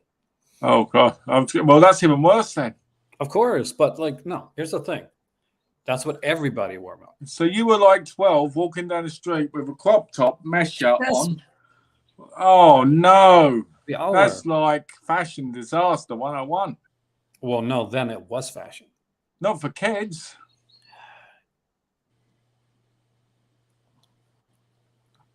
This is how I know that you're young. This is how I know that you're young. All right. Well, you know. Now the only six pack I have is hid beneath my belly. Yep. Ready to come out ready to come out at a moment's notice, right? But no. Mine is more like a pony keg, Vince says. That's brilliant. I believe it. And Swift says six packs were easy as a teenager. It is. It's true. Like but when you get older, you got to keep like that's when you got to start. Like I had a friend who was like always like he was we're like both skinny when we were really growing up, but he became a gym guy and he was very much like more with Jack like in early high school stuff that he became like pretty, but really nice guy. Still one of my best friends. But he was like dedicated, right? He would go there all the time and stuff like that. I did not have that dedication. Like no, like there was no. So what you're saying technically then is you had a six pack, but you didn't have a chiseled six pack like he would have. I would not to the point where I wouldn't work. Like basically, see, there's stuff I can't say, on here that I can let me tell. I'll tell you afterwards. All right. That I wouldn't even say on Patreon. This is the truth. But yeah, no. Take care, Warlock. Have a great evening, man. We had such a weird conversation. No, I was lucky enough that like it has nothing to do with me. It has nothing to do with like what my dedication to workout. It has to do with the fact that I had a family that had very good genes. And it came that type of stuff. That's literally what I think a lot comes down to. Swift wants you to stand up and show it. Now? God, yes, I wish. You scared Warlock off? There we go. I wish I had a six pack now, Swift. So were you like a Jack? Were you like ever like a? What? Yeah, like were you like a? Did you work? Were you like a workout guy? Were you like a six pack type? I wouldn't say six pack. You know, I was. I've got good muscle and everything, but you know, my mum overfed me a lot as a kid, so I've always had more of a belly than. Do you know what I mean? I mean, would I have liked to have had a six pack? Sure. And I've got muscle, but just never can get rid of the belly fully to, you know, not that I'd have a six pack now, even care that much about it, but I want to be healthy, obviously, you know. Yeah. there's difference. Like there's some healthy, and I gotta look like I gotta be shredded. Like yeah, Yeah. I don't care. Like I'm at my age right now. I don't care to be shredded. The problem is, at the age you're at now, right? If you're shredded, right, it probably does so much harm to you in the long run. You know, trying to keep up with it. Oh my god, yeah. You know, I mean, look at Hugh Jackman right now trying to get shredded for Deadpool 3. He said it's one of the hardest things he's had to go through, and he's like 54. It is like as you get older, that it becomes a thing. When I was younger, I was extremely small. I was tall, but because I was like tall for my age, which made me gangly. So that's why I was joking with the fact that I got like really long arms. Like I got So Frankenstein. you were the double for Robert England. Yeah. In No One Else Again. Yeah, there you go. Right. Yeah, like that, like that. But you know, by the time I got, you know, the last year that I was in school, I was at school when we finished school. Yeah. I took a job in town, like with the town. So basically, what we're doing at that point, like so there was this like fire hall, all right, and it was around the place where we had the museum, like I talked about on the Patreon channel. And they're like, so I want you to mow that area, and I'm like, I'm okay, it's fantastic. So this is my first time like going down there in a while. This is a small town, so not that. But apparently, mowing was not a concept. So it was like, you know, like in Texas, when you see grass really up high like that. Yeah. So there's no like mower that I could use. So I had to get it like a big, you know, it's like and I had to, and it took like days. So like freaking hot. And I'm like, what, 17 years old. And I got this thing here and I got to go through it. And it's a massive. Oh field. boy. And I'm going through that like a psychopath for like a few days. And then to get down to the point where I could use some more, and the mower wasn't working. So they had a mower, but it wasn't like an electric one. Yeah. It was one of those push. Oh no. Yes. So it was like horrible. So yeah, that summer working like that is and that's how I became fit. It was insane. It was really insane. Turtlenecks are horrible. I agree. Shave in high school. I was the 19. The principal would say, Mr. Wilkinson, go to my office and shave after you shaved 2 hours earlier. Turtleneck. I love turtlenecks, man. I'm a turtleneck guy. I like turtlenecks. I always love when you watch Hallmark film and you see the men in turtlenecks and you're like, you're in the wrong movie, mate. No, are they not the bad guys most of the time? Most of the time they are. Aren't they the bad guys? Yeah. like you can tell in a movie, right? Like you'll be like, huh? And there comes a blonde-haired, smarmy-looking guy in a turtleneck. Yeah, there he is. The bad guy. Huh? That's the villain. It's like when you watch a movie and you see William Atherton, like from the 90s, or like the guy from Ghostbusters, right? The guy. Yeah. Anytime you see him in a movie, like or a detective show or something like that, it's like, oh, I wonder who the killer is. Oh, there we go. Swift says, I was a boxer, baseball player, basketball player, nice, and American football player. So I had a six-pack for years. I'm never in bad shape, but now it takes effort to keep a six-pack. It is true. As you get older, it's this thing. I did a little bit of boxing, not a lot. I was definitely not an American football player. That's true. I was even a Canadian football player, though. I used to play football in our because basically I live in a small town. So usually what would happen, there'd be a bunch of us and we'd be like, hey, let's play touch football. So we'd get the football and it would always start as touch football, Malcolm. And you've been there. I'm sure. Hold on. So it starts touch football and it ended in an orgy. No, that's it, right? Yeah. No, but it would be like, no, I touch you. No, you got to put the ball. No. And so like, you didn't stop running. No, you didn't get me. You didn't get me. Then. Oh, it's that. Yeah. And so you just punched each other. Oh, we tackle. Tackle was like crazy. No?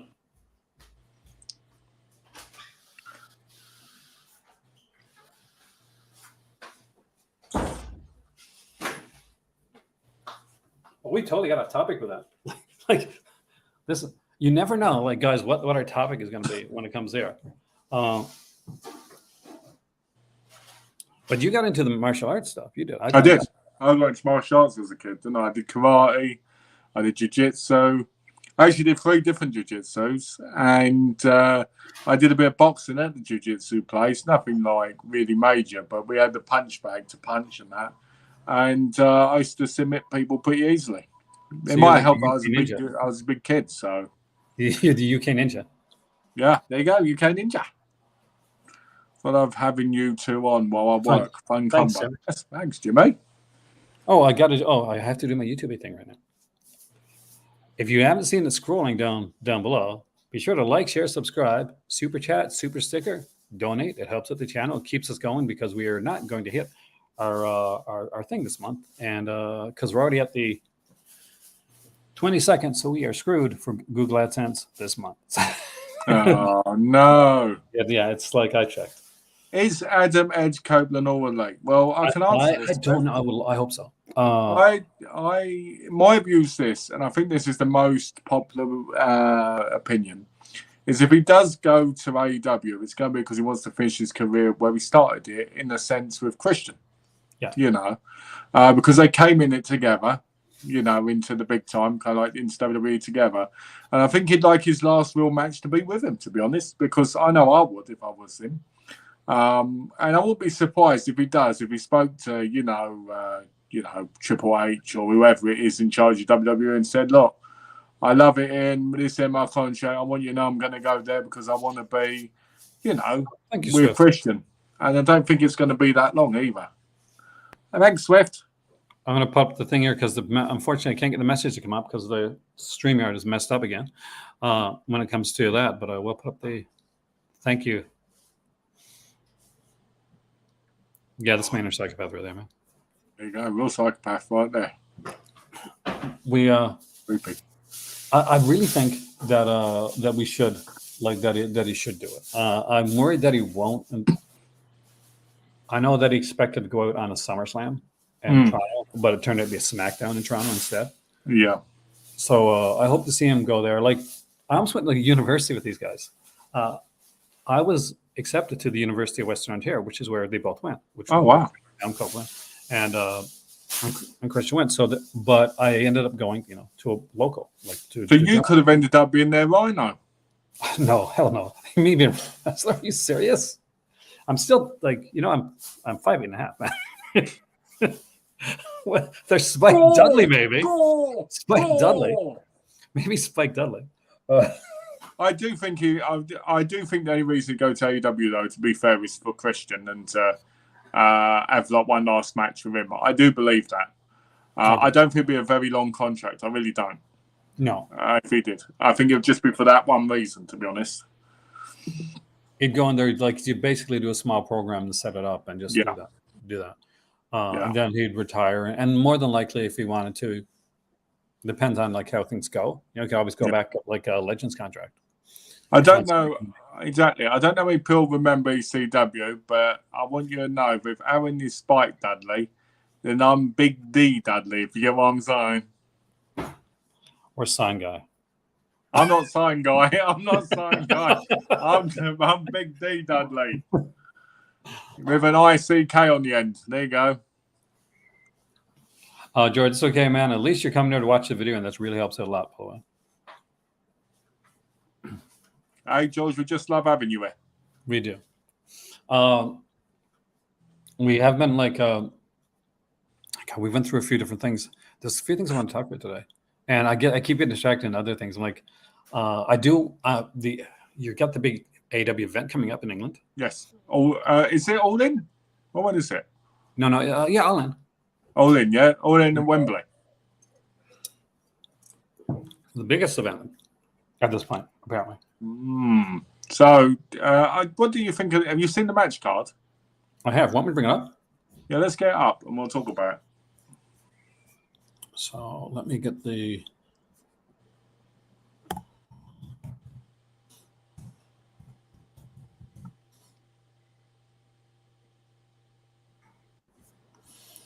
So I'm going to go to, let's see, on the cage side seats. Want to go there?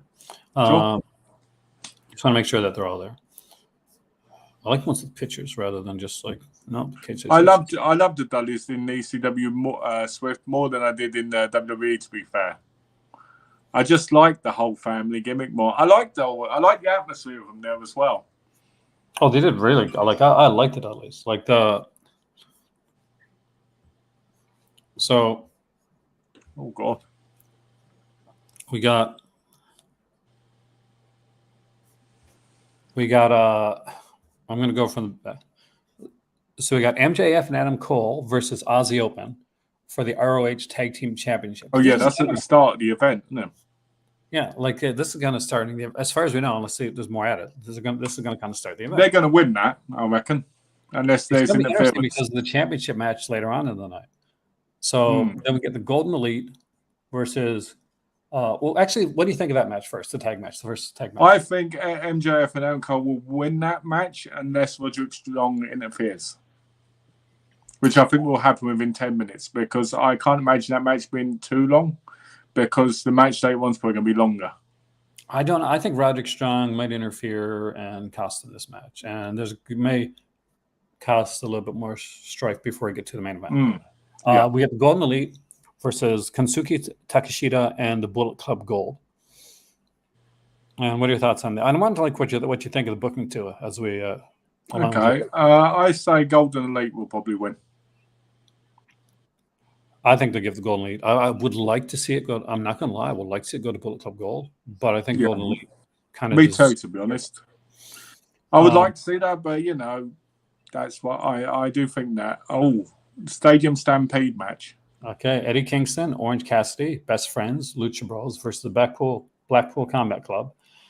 3 to be announced wrestlers in a Stadium Stampede. Were they announced? Stadium Stampede.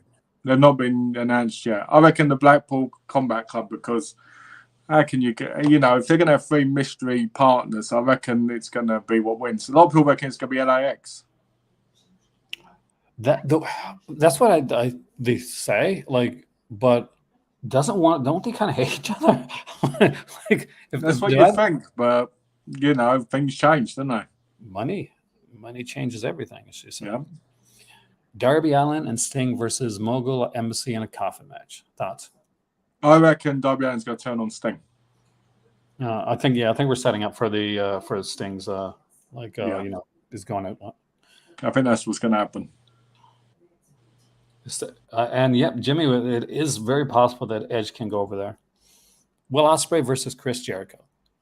You know what? I'd love to think Will Ospreay will go over because I really love Will Ospreay, but I've got a feeling Chris Jericho will win with a bit of cheating. I think that I hope that Will Ospreay is going to win this. I worry that the whole Don Callis against Chris Jericho thing was a bit of a swerve. Yeah. So that Don Callis can actually help Chris Jericho win in actuality. Yeah. I do think, however, that Will Ospreay, especially the fact that it's in Wembley, should. Yeah, definitely. I don't think that this is the greatest booking because I don't think this is the best opponent for Will Ospreay. I don't think it's the best opponent for either of them, to be honest. But I understand that there was injuries and things happened. So things changed. Yeah.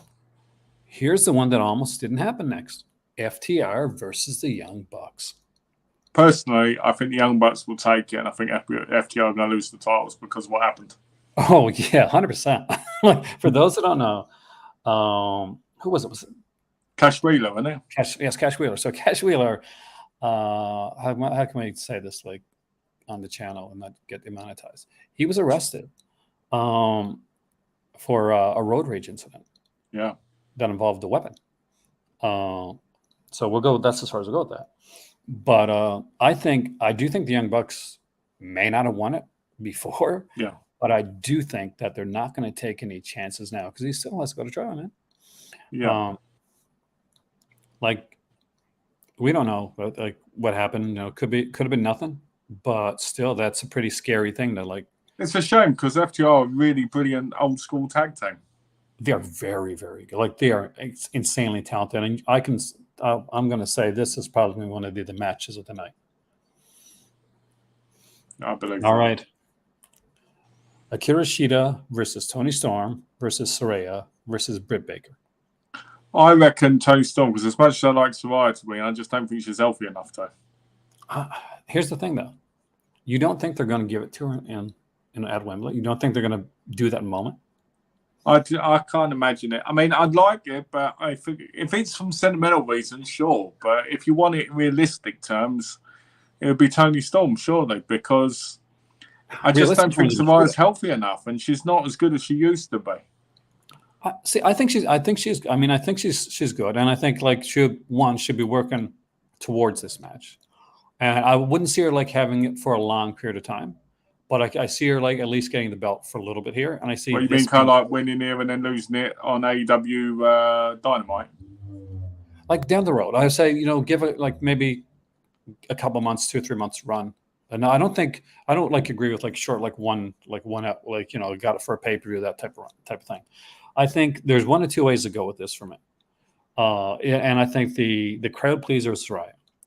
That that's the one to go. I agree, but I just think with the injuries and with how fragile she is in a lot of ways, because wrestlers have to be careful with her.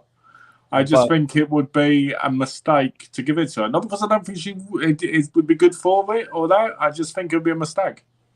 I think that if they don't do it, then don't take it off Shida, because build a strong champion. Like, because if you take it off of Shida and give it to Toni Storm right now, then it feels like she's like, I hate to use the word, an interim champ, basically an in-between champion. Plus, she might just be in it because she's English. That's the thing. She deserves better than that. But I think that Saraya's going to get it. If she doesn't, then Shida should retain. Okay. And the big one, this is not all the matches, by the way, because there's more matches. MJF versus Adam Cole. I think MJF will win. I can't imagine him losing the title this soon. I think we are going. I don't know. I think. You don't think Adam Cole's going to get it this time? No, Adam Cole's one of my favourite wrestlers, but I don't think he's going to get it. It'd be too predictable, to be honest.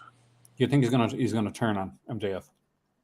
I think what's going to happen is I think MJF is going to win, and I think they might end up with Ring of Honor Tag Team Championships as well for a while, and then that's going to continue the storyline on. I think MJF is going to win, but either way, Adam Cole turns. I think too many people expect MJF to turn, and I don't think that is going to happen. Well, all the hints have been there, so we'll see. But I want to bring it up here because we also have the CM Punk match, which as well, because there's CM Punk versus Samoa Joe. Do you know what? The Ring of Honor matches were classics. So hopefully this one will be really good. I did like that collision moment, where he was the golden vampire. Yeah. And that respect thing to Adam Copeland. It's going to be interesting. I mean, I think it's a good card.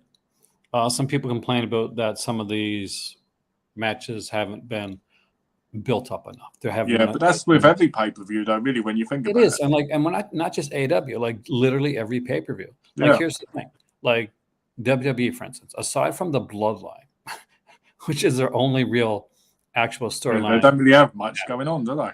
No, like there's because they say, well, what about that other club, the stuff on in Raw, what do they call it? Judgment Day, right? Yeah, that is so like it is booked so weirdly. They're together, they're not together. It's just like this person looks like they're going to be leaving. This person's coming. There's like he's turned on him, and now he's befriending him. He's helping him, but he turned on him a little bit before. I think what needs to be done I think we're going to get some surprises. I think the possibility was we're going to see some people in AEW like come in. Yeah. During this, I could see a possible if she's there. I'm not sure if she's in England right now. Summer Rae had recently was on Chris Van Vliet, and she had a lot of really good stuff to say about AEW. For those that are unaware, Summer Rae was like a wrestler in WWE during the Diva Vision to the transition. Yeah, she was with Fandango, wasn't she, at one point? She was with Fandango, actually. Yeah, she was. Oh man, she could slap like a. But what I tell you, she looked nothing like she did when she was in it originally. No, she looks better than she did when she was in the original. You're joking. She looks like she's got a swollen forehead. I don't think so. I mean, I think she looked great. And I was on like about a week ago. Later interview was, but because she's like, because when she came back, she had like the red hair, and she kind of like. Yeah. But no, there's some people that have been showing up. Like, is there a possible like, is Rusev in this? Ooh, is Rusev in this card? Miro, isn't he in this? It's Miro. Yeah. I don't think he's on there. Sadly. Unless he's one of those mystery wrestlers. He was on Collision, wasn't he, though? He was. And Lana was there, his wife. But his wife's gonna be there. But wouldn't hurt to have CJ Perry show up. I guess. We'll see. I highly doubt they're going to appear. I would like to see show up. The person that is never going to show up. But because I reckon we're going to get Mr. America. He's going to turn up. Hulk Hogan's alter ego. God. It'd be interesting if they had like one of those running edge like that, right, with the mask on, because it can't come on. But no, I mean, the one that I want, like that we're never gonna get, like female wrestler, AJ Lee. Oh, she's built up. Now that's the woman who's fine with age. I was AJ Lee's biggest fan, like 100%. Oh, there you were. But yeah, I don't think she ever will. Oh, George says, have a great evening, guys. I'm away to play with some COD. To beat that 34 streak, man. Oh, yeah. Take care, George. He's preparing for when he kicks your butt. He ain't going to beat me. He can't beat me. I think the Blue Blazer will show up. That would actually freak a lot of people out. They're that much right now. That'd be amazing. Well, imagine if the Blue Blazer did turn, he'd pull it off and went, hi, it's me, Owen Hart. I'd be like, oh, be like that would be the scariest work ever. Who should turn up? Coco Beware. Do you know, like, in all seriousness, like, if you're like an older wrestler could come in to do something, like maybe like for a short period of time, or just to do a pop, dude. Like, who would you pick? Who'd you have? Like, if you could bring someone in. Let's see. I'm trying to think of old school, but not too old. You know what I mean? Yeah, they can't be too old that they can't work. It can't be chic. I'm so like. Yeah. I mean, what's too old? Would you say 60? It depends. I mean, there's some jack 60 people out. There's some people that are 6 years old that are like better shape than I am. Yeah. Well, it's not hard. There's some 70 people better shape than I am. Let's see. I'm trying to think. What I'd like to have seen if he hadn't passed and he hadn't had those issues? The British Bulldog, a Dynamite Kid. They didn't have the issues and that. Yeah, but that's too, unfortunately, that's the first name comes to mind when you think of someone. Yeah. Sadly, that's not the thing. Mr. Fuji would have been amazing. Mr. Fuji. Steve Blackman. Steve Blackman. Oh, see. How was he like? He's in fairly good shape, right? Like he's time for it. Steve Blackman. I was reading trivia at a 13-inch dong. Serious? Seriously. Women said his dong was more powerful hitting them than his kendo stick. Nothing's more powerful than that kendo stick. But let's see. Who was there? I'm trying to scroll through the people in my mind. Or on your computer. Well, I'm not looking at my computer. Look at my hands here. The Expatriate. How about that? Really? Okay. Yeah. I never thought like. I can think of some guys, but some of them would be kind of problematic to put in right now. All right, George South. Like, because I'm not thinking old guys. I'm thinking like guys that would still been like could go, like the Austin Aries of the world with the baggage, right? Because Austin Aries, loved Austin Aries back in the day. What a talent! His own and worst enemy. That guy was his own worst enemy. Down. He should have been big, but he messed it up. Vince Russo. Hey, bro. I agree with you, Zombies, about Sting. Sting's been really lucky with his career. He has. Well, Sting was smart. Sting was really smart with his career. That's the thing. Good old Steve Bolden. Not going to WWE for a long period of time, probably. Here we go. I tell you, could come back. Tony Atlas. Tony Atlas? Yeah. I know he is. I'm just trying to think, like, what's like. What's the connection? I don't know. I'm just trying to think of names. You know what I would like to see? Mike Jannetty. He could come back. They'd be arrested Get fired again. I don't know. I mean, like, as far as like some of the bigger guys go, like I'm trying to go through my head, like the different companies. See, I'm trying to think of English people, would be in England. Well, which makes sense. Like a lot of them are still like with, like who was in NXT UK that got like. Oh, you talking about Wade? Are you talking about? There's quite a few of them, isn't there? Yeah. And it would have been awesome, didn't you, if it wasn't in WWE? Which one? Walter. Walter. Oh yeah, Walter would have been amazing. So would like the guy. God, what's his name? Used to be. He had like a warrior type gimmick. Then he went to. Is it Nick Aldis? Nick Aldis, yeah. Nick Aldis is likely to turn up because he's free, isn't he? No, he's an Impact. WWE's like just hired him, unfortunately. Nick Aldis, to me, I remember when he was the British Invasion. Oh yeah, and TNA right. Impact. Yeah, with what's his name? Do you remember the guys? Do you remember the two guys he was with? Douglas Williams, and the other one was. I don't remember the other guy. Yeah, I remember Douglas Williams. Do you remember the other guy? No.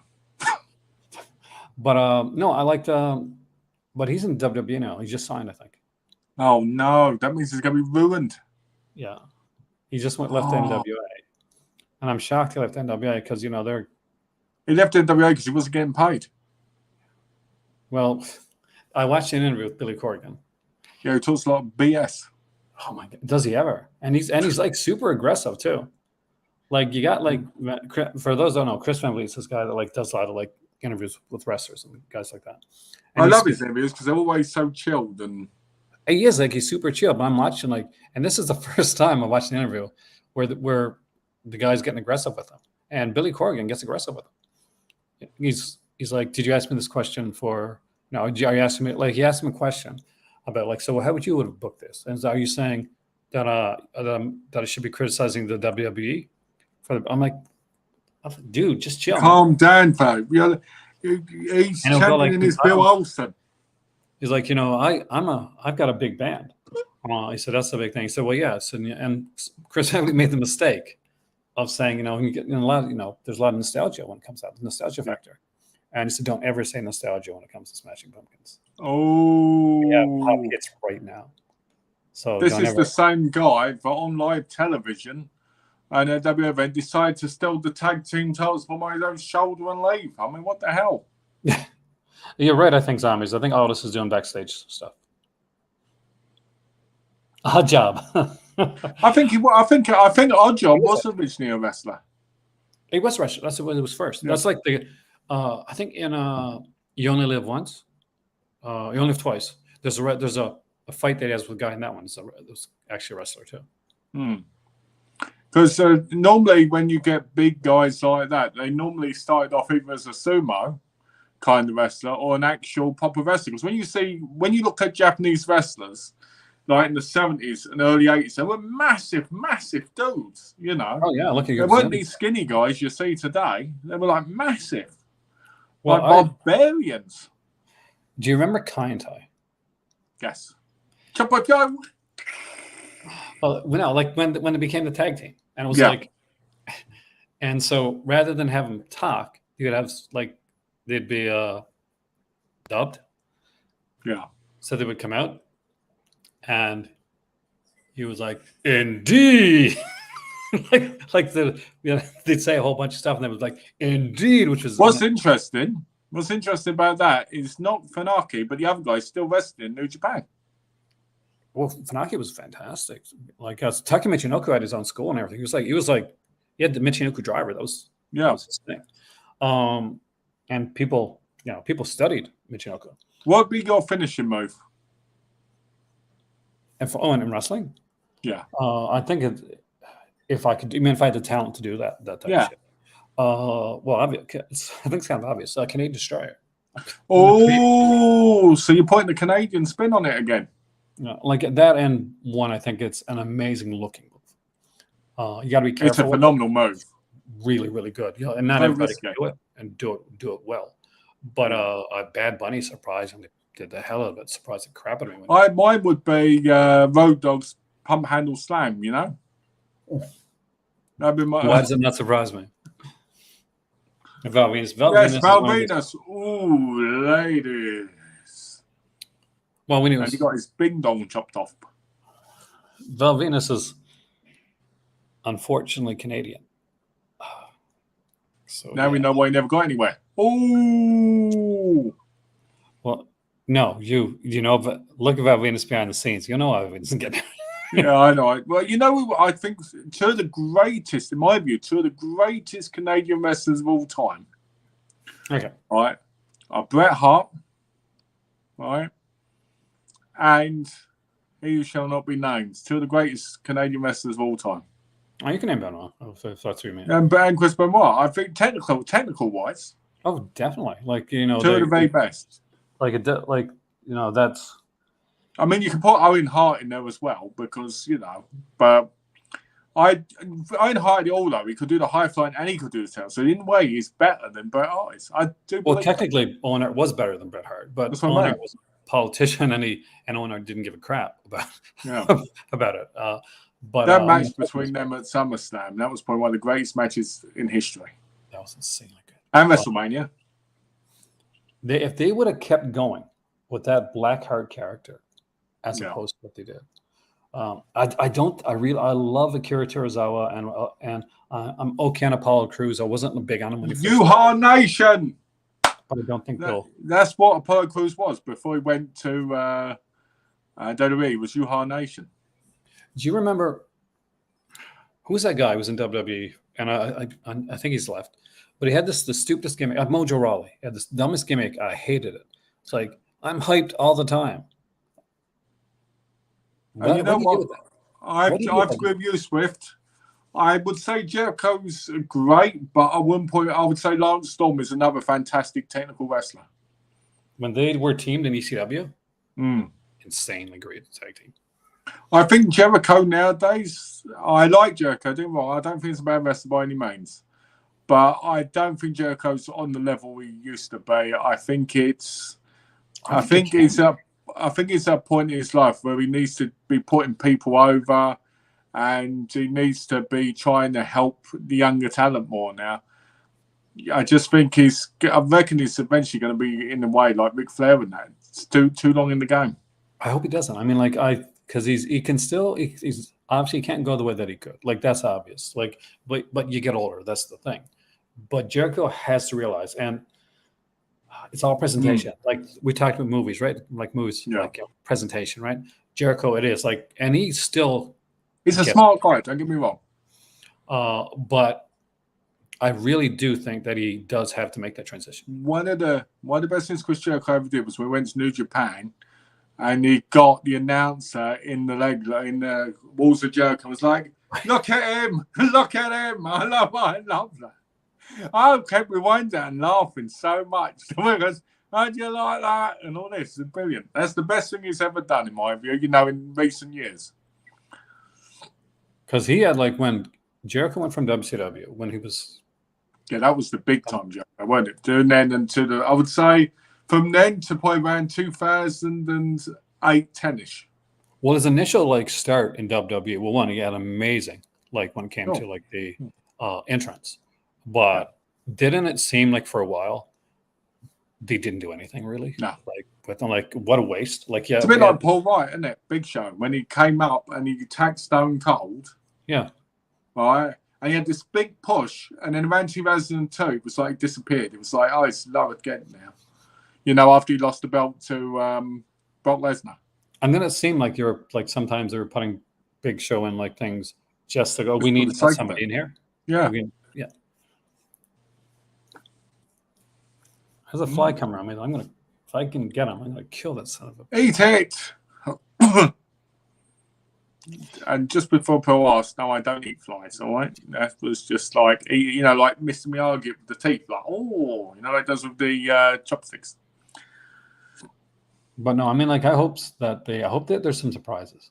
There Goldberg will shows. be. I think there will be. Goldberg shows. I think you're going to turn up. That's it. I'm going to turn up, and I'm going to spear Kenny Omega. I think you're going to run down to the ring, right, with the Lucha Libre mask on, and they're going to go, look, it's the Lucha. Right? And you're going to do a Hurricanrana. Then you're going to jump on the top rope and do a frog splash, roll off, and then when you get in the ring, you're going to go, my foot will fall over. No, you know what's going to happen? Like, if I'd go in, let me hold on a second now. I love Valentine's Day Massacre. I really loved the match as well between Al Snow and was it Hardcore Holly? For the wallet to offer match? all in and all out. That is going to be hard, Swift, on the wallet, definitely. Because I wear the hats, I have to go in like Slick. So. Oh, you're going to call yourself Slick? Slick. I love Slick back in the day. So bro, he was actually a minister. That's why he wrestled. He had a ministry, and so make money for the ministry. But great manager. Yeah, I mean, this is hard. I mean, like, here's the thing: All In is happening in Wembley, and which is amazing. But All Out is happening. The next weekend? Yeah, that's why I'm probably not going to watch it live. Why? No, dude, you guys don't get a lot of like big wrestling events over there. And Kenny Omega is going to be there, and Saraya is going to be there, and Tony Storm. The only thing would even better is if like Sky Blue was in the match too, and Sky Blue, yeah, Sky Blue, everybody's favorite female wrestler that's not getting a push right now, by the way. I don't know how much it's going to cost to watch. Let me have a look. All In. They should have they should have did the pay-per-view, and they should have booked a few shows over there. Really took advantage of it. Yeah, I think you're right. Wow. How to watch.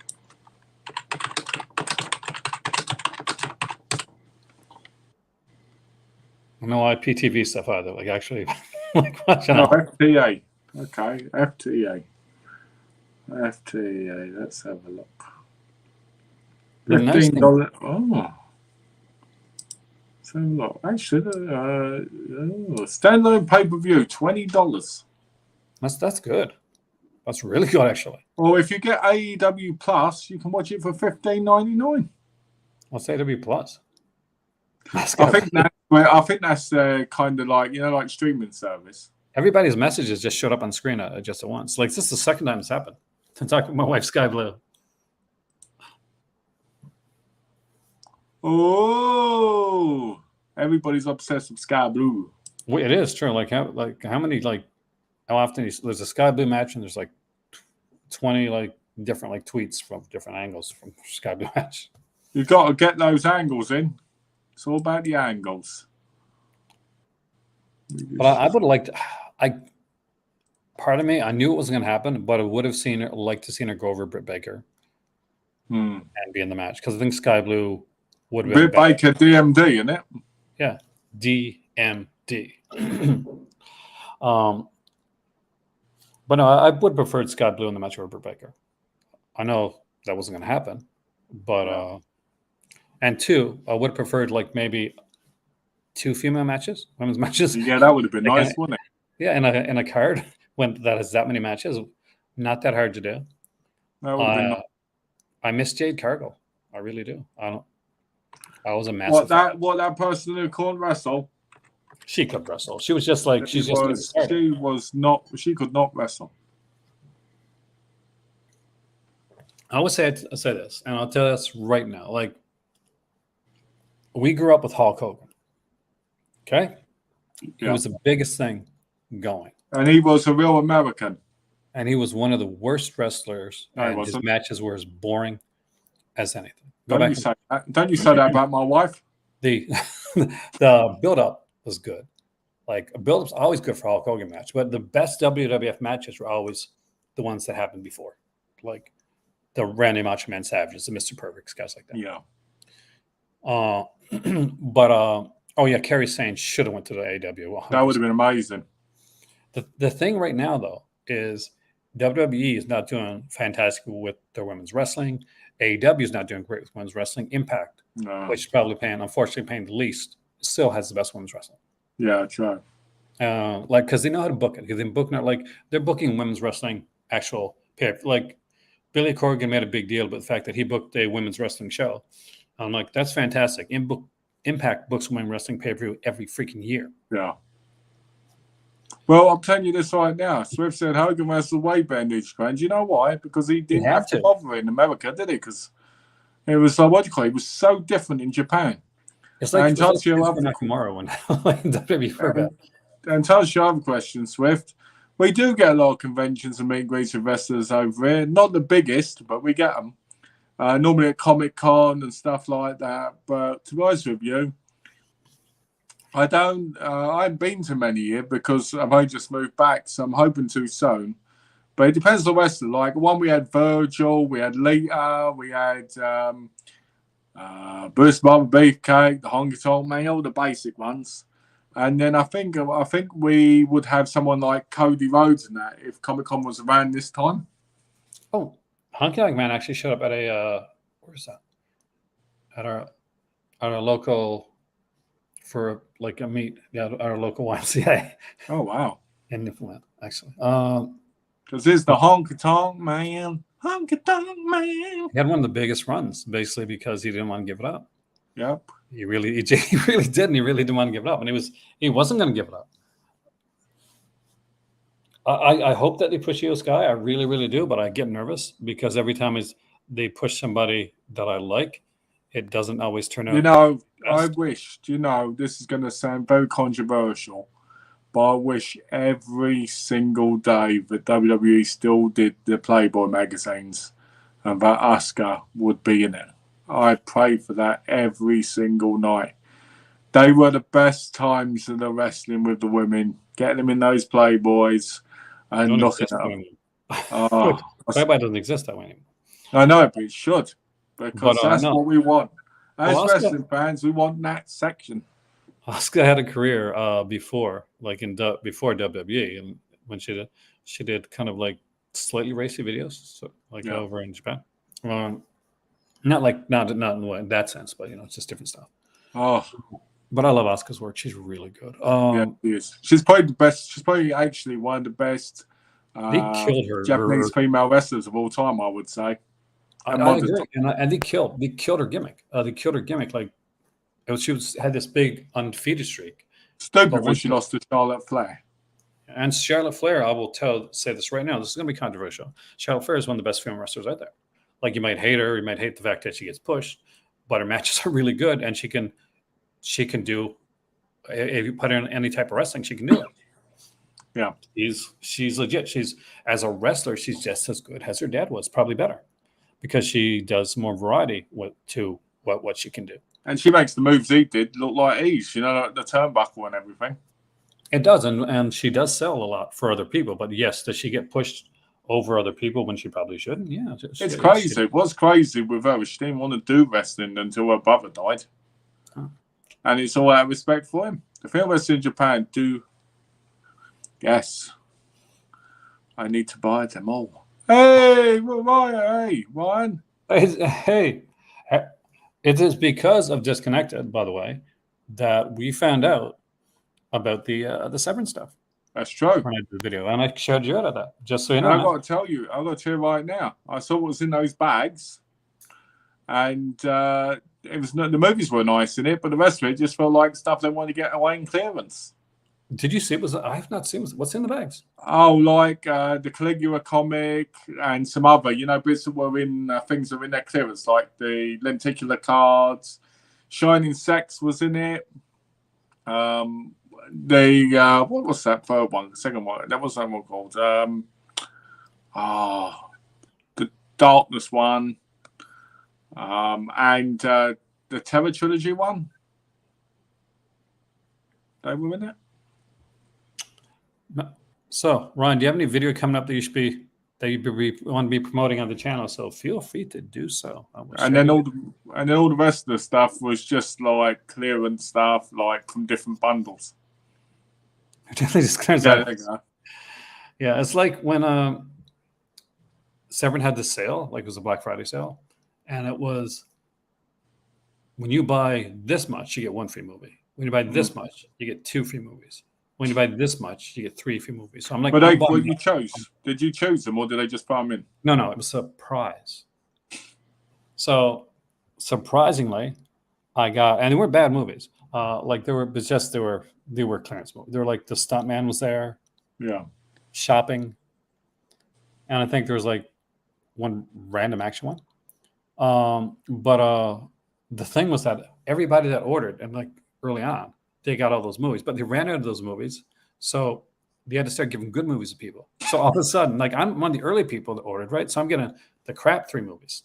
Other people ordering, they get like the Video Nasty set. Oh, what the hell, man? I had a huge order. It's been an interview. Oh, nice. Okay. I have to watch that. Sounds like a great interview. That helps these boutique. Oh, nice. I will definitely. Yeah. Sam Peckinpah, one of the greats, and one of the most controversial. Yeah. But he did some amazing stuff, man. Wild Bunch. Over some of the others, yeah, because like for me, like I'm not gonna lie, when it came to like a lot of the Western stuff, I would gravitate towards the Italian Westerns, the spaghetti, quote unquote spaghetti. They're a lot more fun for sure. Yeah, than I would like the John Fords. Like they were good to watch, but I can't watch an American era Western. I think my problem with those type of Westerns, if I'm honest, is they feel so soft and so like they just feel so bland at times. You know what I mean? As when you watch the spaghetti Western, you feel like anything could happen at any time. Yeah, the good guy doesn't have to win in a Western. Like in a lot of times, like there's certain ones.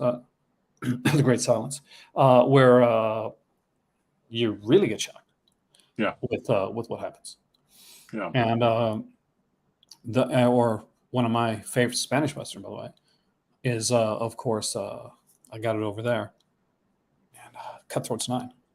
Oh, bloody as hell! I've got the 2 Arrow spaghetti Western box sets. I need to get into this. Glenn. Okay, first. Inexpensive 4K movies. This may be somebody maybe getting a 4K.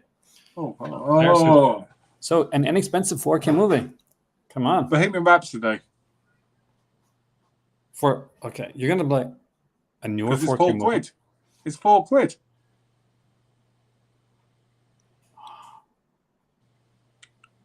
I'm trying to like I'd Rio say Bravo. I'm gonna check something right here.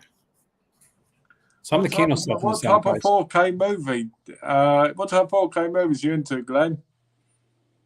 Like what genre kind of thing would you want over another? For instance, like would you want one like West Side Story, or would you want something like more obscure? Like I mentioned, the Columbia Pictures box set to him. Like the Volume 3 had like Annie. It had a whole bunch of stuff in there. Like early on. The US Westerns are just too darn clean. That's the problem, Vince. I agree with you. I think that's the problem. They're too clean and they're too family friendly. Yeah, unless you get like a Barbaric or something like that, where you get some kind of different neat stuff there. That's what I like. That's why I've always been a fan of a few dollars more, because it's so gritty. Yeah, and that's why I like Sam Peckinpah. Like Wild Bunch was different. Like it wasn't like what you'd usually say. I know what not to get, Dad. Don't get. Yes, get Black Adam. Yeah. No, nobody gets Black Adam. Get Black Adam. That is the most boring ass movie. Well, a few dollars more, Glenn, is actually on 4K. Yeah, it is actually. Kino put there, didn't it? Yeah, you can actually get the whole trilogy on 4K. How's the Thing on 4K? I haven't got that one yet, but I haven't got either. I do have, if it ever goes on sale, I'll say The Shining on 4K. Brilliantly beautiful. I've got The Last House on the Left. You know the remake, and Time Bandits coming. from Arrow. They announced they shipped them today. So, Arrow puts them on sale the thing sometimes. is I've seen some glorious good on stuff. 4K. Well, there you go. Thanks, Ryan. That makes it a thingy. Blade Runner, The Thing. Batman, I got Crash. Maltese Falcon. Maltese Falcon looks great in 4K. I got Crash on 4K, which is Yeah, we all know what you do when you put Crash on. There's constant screaming. Ah! Gran Turismo. After Crash, I'm like, I can't watch Gran Turismo. I can't play Gran Turismo anymore. It just hits me in a different way. Oh, I'll find one. I think Maltese Falcon is beautiful in 4K. I can say that right now. Same as Casablanca. Obviously, yeah, definitely. You know? Casablanca here, right? Dad, you have to come here and we'll actually go to Casablanca. There you go. We'll all turn up. All go to Casablanca together. On the train. Yep. Take train at Casablanca. And, it's so nice right there. It's not as nice as Marrakesh, though. I always got to think about that one. There you go. Maltese Falcon's a good one. Look at the features that are on different ones. It's been just a few more quick to get the Proposition on 4K from Eureka. The only different thing with that one, and that is a good movie, but it is from Eureka, which means it's probably going to cost my dad more where he lives in Canada. Get it from Orbit. That's still American, you know. Is it? Yeah. For us in Canada, we have very few places to go. Like we have. You said Proposition. What Proposition? Is it the one that Umbrella put it? Wasn't it the Western? Because if it's the Western one, that was released by the BFI, yeah, on 4K. Because I've got it in the other room. Eureka does free worldwide shipping. There you go. I would say for my dad, if there's a werewolf movie out there on 4K, if there's a Paul Naschy werewolf movie out there on 4K, I would say, yeah, if it ever goes cheap, Werewolf versus Vampire Woman from Vinegar Syndrome. Actually, it's expensive right now. Don't worry about it, mate. It's always, we all get them confused sometimes. There's so many of them. I get things confused on a daily basis. And I wish I had an excuse, but I don't. I just do. But no, Werewolf versus Vampire Woman, if it goes cheap, Dad, it has the documentary on Paul Naschy too, the man who saw Frankenstein. That's a decent film. Yeah, the documentary, like literally. My favourite parts in Werewolf versus Vampire Woman is the bits where he turns into the werewolf and and he's still got the suit pants on. I love it. My wife will be laughing. Eureka stuff is really good. Do you know what they're releasing? Do you know what they're announcing this month? Tomorrow they're announcing, not tomorrow, Thursday, they're announcing My Father the Hero, the Jet Li movie. You know, when you said My Father, like I automatically, for some reason, there's like a Gerard Depardieu movie. Like, that's the movie I've wanted on Blu-ray for years. Like a pop one, not the Asian Hong Kong release, because they're all upscales, but a proper one. I love that movie. That movie's so good.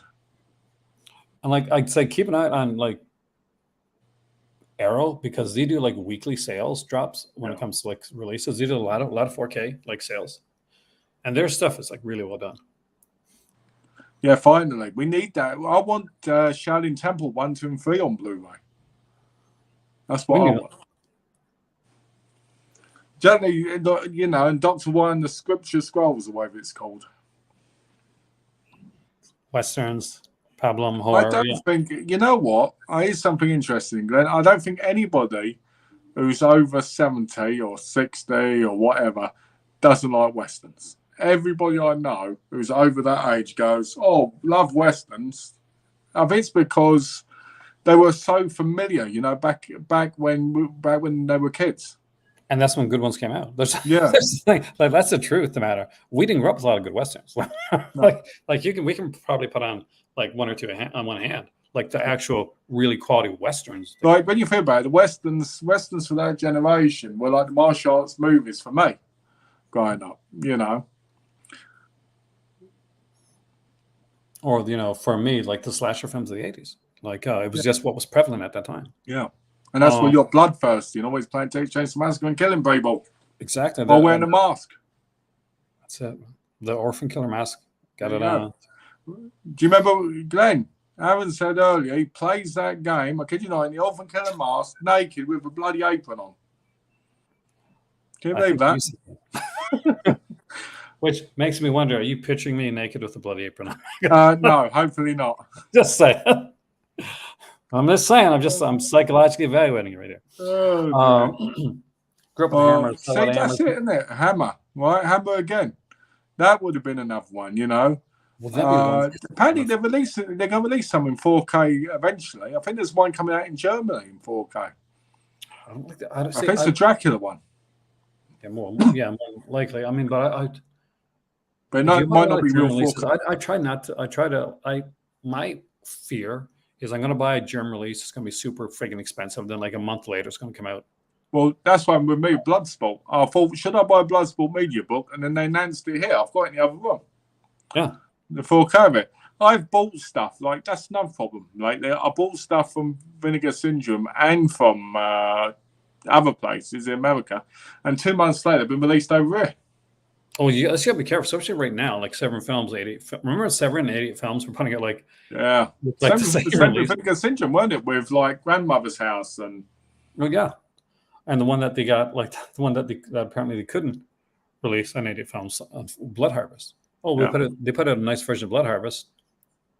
Vinegar Syndrome said, no, we have the rights to Blood Harvest, and that's what went so high up. Yeah, well, yeah, that's kind I had a friend who sold that for 150 quid over. See, I got that over there. Like, I was sent to me by viewer. Like, whoa, it's a 150 quid movie. Yeah, well, it was basically they said, oh, Blood Harvest is being taken off. Do you want it? I'm like, sure. So it wasn't that. It was just what's that movie called? What's that Hammer film called? Where that guy goes, I don't like your name. Your new name is Wendy. The Peter Pan one. Oh, straight to midnight. That's it. I love the way he talks. I love the way he talks. He goes, your name is Wendy, and are you doing this to me, Wendy? First time I saw that movie, it was on CBC Late Night, and I remember because his dog's name was Tinker, and he would kill the girls, but he would tape it like on a yeah. But she is at the end, doesn't she? Yeah, that's like one of the big things. Don't leave me. Wendy, don't leave me, Wendy. You know? It's a messed up film, but I loved it. It didn't get a lot of high rating back in the day. A lot of those films didn't, though, because they weren't the old school Hammers. We knew it.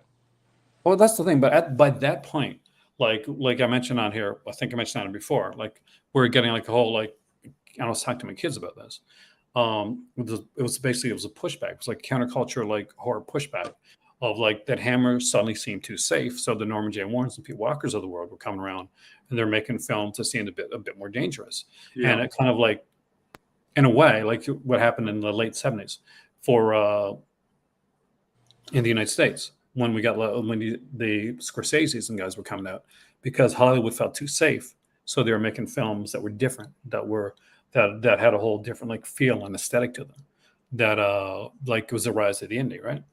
Yeah. I mean, who would have thought that Christopher Lee would have been in Hammer horror movies for 50 plus years? Because he was in The Resident, wasn't he? That was a Hammer film. And now they're trying to bring back Amicus.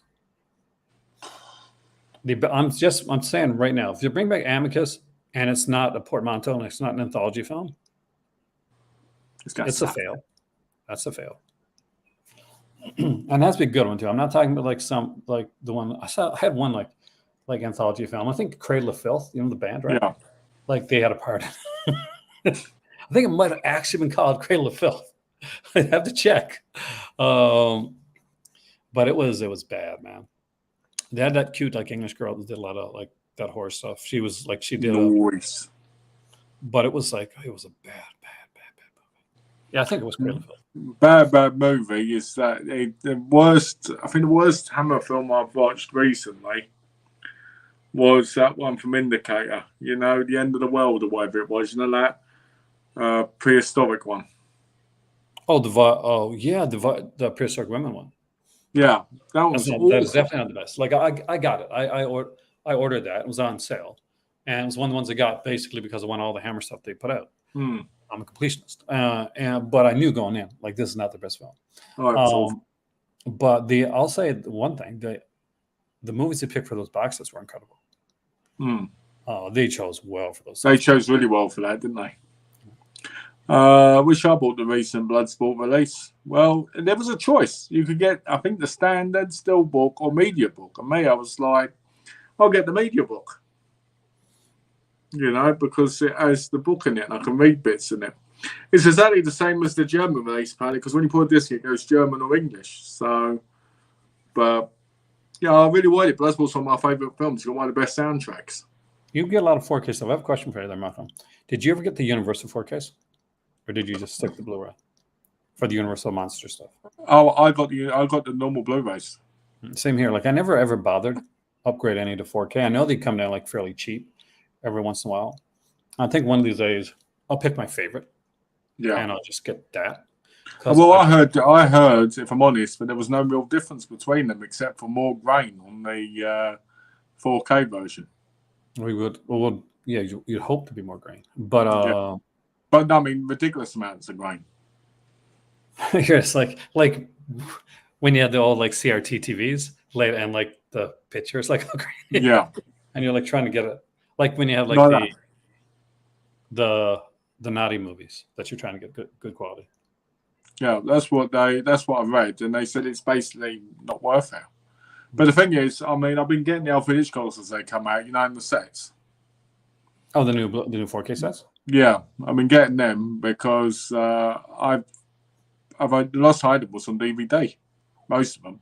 See, well, I got the Blu-ray set, so I can't really justify. Like, I'll buy Psycho on its own because it's a different cut of the film. Well, they're not all worth 4K though, are they? The only reason I'm doing it is because I got them separately. Well, that's the thing. If your last thing was a DVD, like, because here's the thing. You don't have to, and you shouldn't like feel like, okay, everything. 4K is out. I guess I got to upgrade everything to 4K. Yeah, that's unrealistic. But I think it's got to come down to one. If you're upgrading something, do you like it? When's the last version you got of it? Yeah. Like if you're I'm a massive Black Christmas fan. I got multiple versions of Black Christmas. So will I get the 4K Black Christmas eventually? Yes, I will. Now that being said, there's other movies that I have like on Blu-ray, and I know like unless there's some massive difference, if it's the same Blu-ray, there's no reason for me to. Well, it's like the SOV movies. If I had them on DVD, I wouldn't buy the Blu-rays. Oh, it's the same here. And like I still think for a lot of SOV movies, like DVD for some of them, like just make them a 2-disc DVD set with the other stuff on. Yeah, I'm not going to buy things again on Blu-ray or 4K. It's no reason. It's DVD. It's sticking on DVD, man. I'm not buying things on other format. There's no point. You know, there's no point. I mean, it depends as well, really. I mean, most of the stuff I buy on 4K is because I got rid of it when I was in England on Blu-ray. Not in England, in America. So I just went, I'll get the 4K. Or if it's a new release, I'll get the 4K because I want it. But Woman King, I bought the Blu-ray of that because it works out cheaper. Did you like the movie? No, I watched it yet. So I watched it. Funny enough, I bought it because I was like, I'm going to watch it this week. And that was like 4 months ago. Did you watch it? I know the history behind like that. And it seems unusual that they were heroes in the movie, but like the movie looks good. The movie itself looks good. Does look good, yeah. It's quite great in 4K, but the Blu-ray is quite good enough. You know, if you've got a 4K player for upscales Blu-rays, it probably does almost the job anyway. I always say look towards some of those sets that come out. The Columbia Picture sets, nice stuff. Volume 3. Yeah. I've got the third one. I've got the third one come out around there, and As Good as It Gets and that, and it worked out cheaper to buy them that way than separately, because people were selling them separately. Yeah, and As Good as It Gets is like literally like it's a good movie, but it's the worst movie in the set compared to everything else. When you got From Here to Eternity and Annie, funny, it's funny because that's the movie I bought the set for. Which one? As Good as It Gets. Was it really? Yeah. See, for me, it's like Annie. Like I did Annie, like in school. I beg your pardon. You did Annie. That's a bit too explicit for this chat, isn't it? No, come on. Don't buy the Born Identity like 4K set. It's not worth it. Oh, I have it. Did you really? Yeah, It's I not have good. it. It's not a Don't great thing. recommend it. Do not recommend. That's like I got the Terminator 2 4K. Yeah. I bought it for. That was Pirates of the Caribbean 4K. I've got that and all. Is that any good? No, it apparently looks worse than the Blu-ray. Oh god, like that's like the Terminator one. Terminator 2, it looks horrible. It looks like I don't know. I'm watching Planes, Trains, Automobiles has got the same issue. So you got to be careful when it comes to stuff like that. But there's companies that do great stuff. Like the boutique labels overall, like most of the time you see like really good stuff. Just there's some of them, but I like a lot of stuff that I'm a big. Here's one, New York Ripper. It's not going to be, unfortunately, probably won't be a cheap 4K, but you got to have New York Ripper in 4K. You do, especially if you've only ever had the DVD of like New York Ripper, for instance, or you had the early Blu-ray New York Ripper. The difference is massive. It is insanely good. Because you're like, I'm sure when you're watching New York Ripper, Malcolm, you're like, this is really sleazy. But if the sleeves was a bit higher quality, I think it might be. Yes, it's in the clearest possible quality for all these sleazy scenes. But there's some amazing scenes in it, like with some Atmos for the Donald Duck talking as well. Lovely. Yeah, you need that, but no, like Blue Underground does some great 4Ks. Like they're known for it. I know Death Dream is coming out, which I don't have in any format, so I definitely want to get that one. Because great Bob Clark film. That was just released in that 101 film set. Oh, really? Yeah, you know that one with Black Christmas and that. But see, I want the 4K because I don't have it. Sleazy 4K sounds okay. There you go.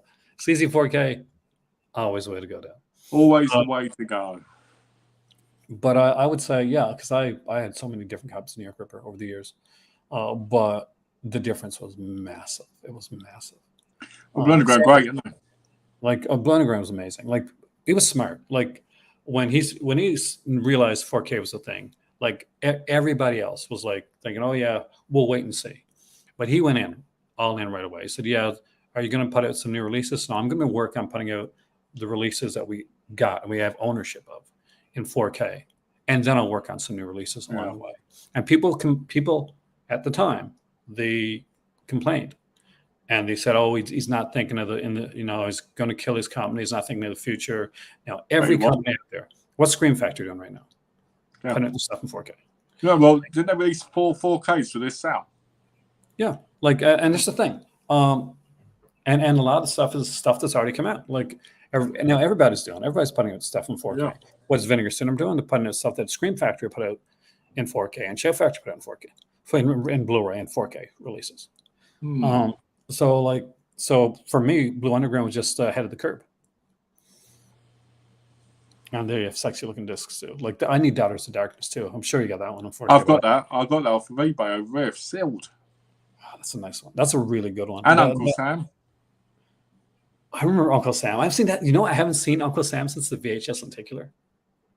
It's funny because the VHS Lenticular's on the 4K Lenticular. Is it really? Yeah. Where the face change. That was cool. I love when they do stuff like that. I have sleazy 3D. I bet you do, Glenn. Yeah. I've seen a lot of them. You need to get Bollywood Nudes. That's a good one. Is that a 3D one? I don't know. I want to know. So I look at it and I go, ooh. The cover's sleazy enough, you know what I'm saying? But I'd say so I'm going to guess, so I'm going to see if did Dad get a player? Did you get a player today, Dad? Did you? Well, if he got a player, then he's finally accepted me in his life. He accepted Malcolm in your... Have you accepted me in your life? I'm going to say something.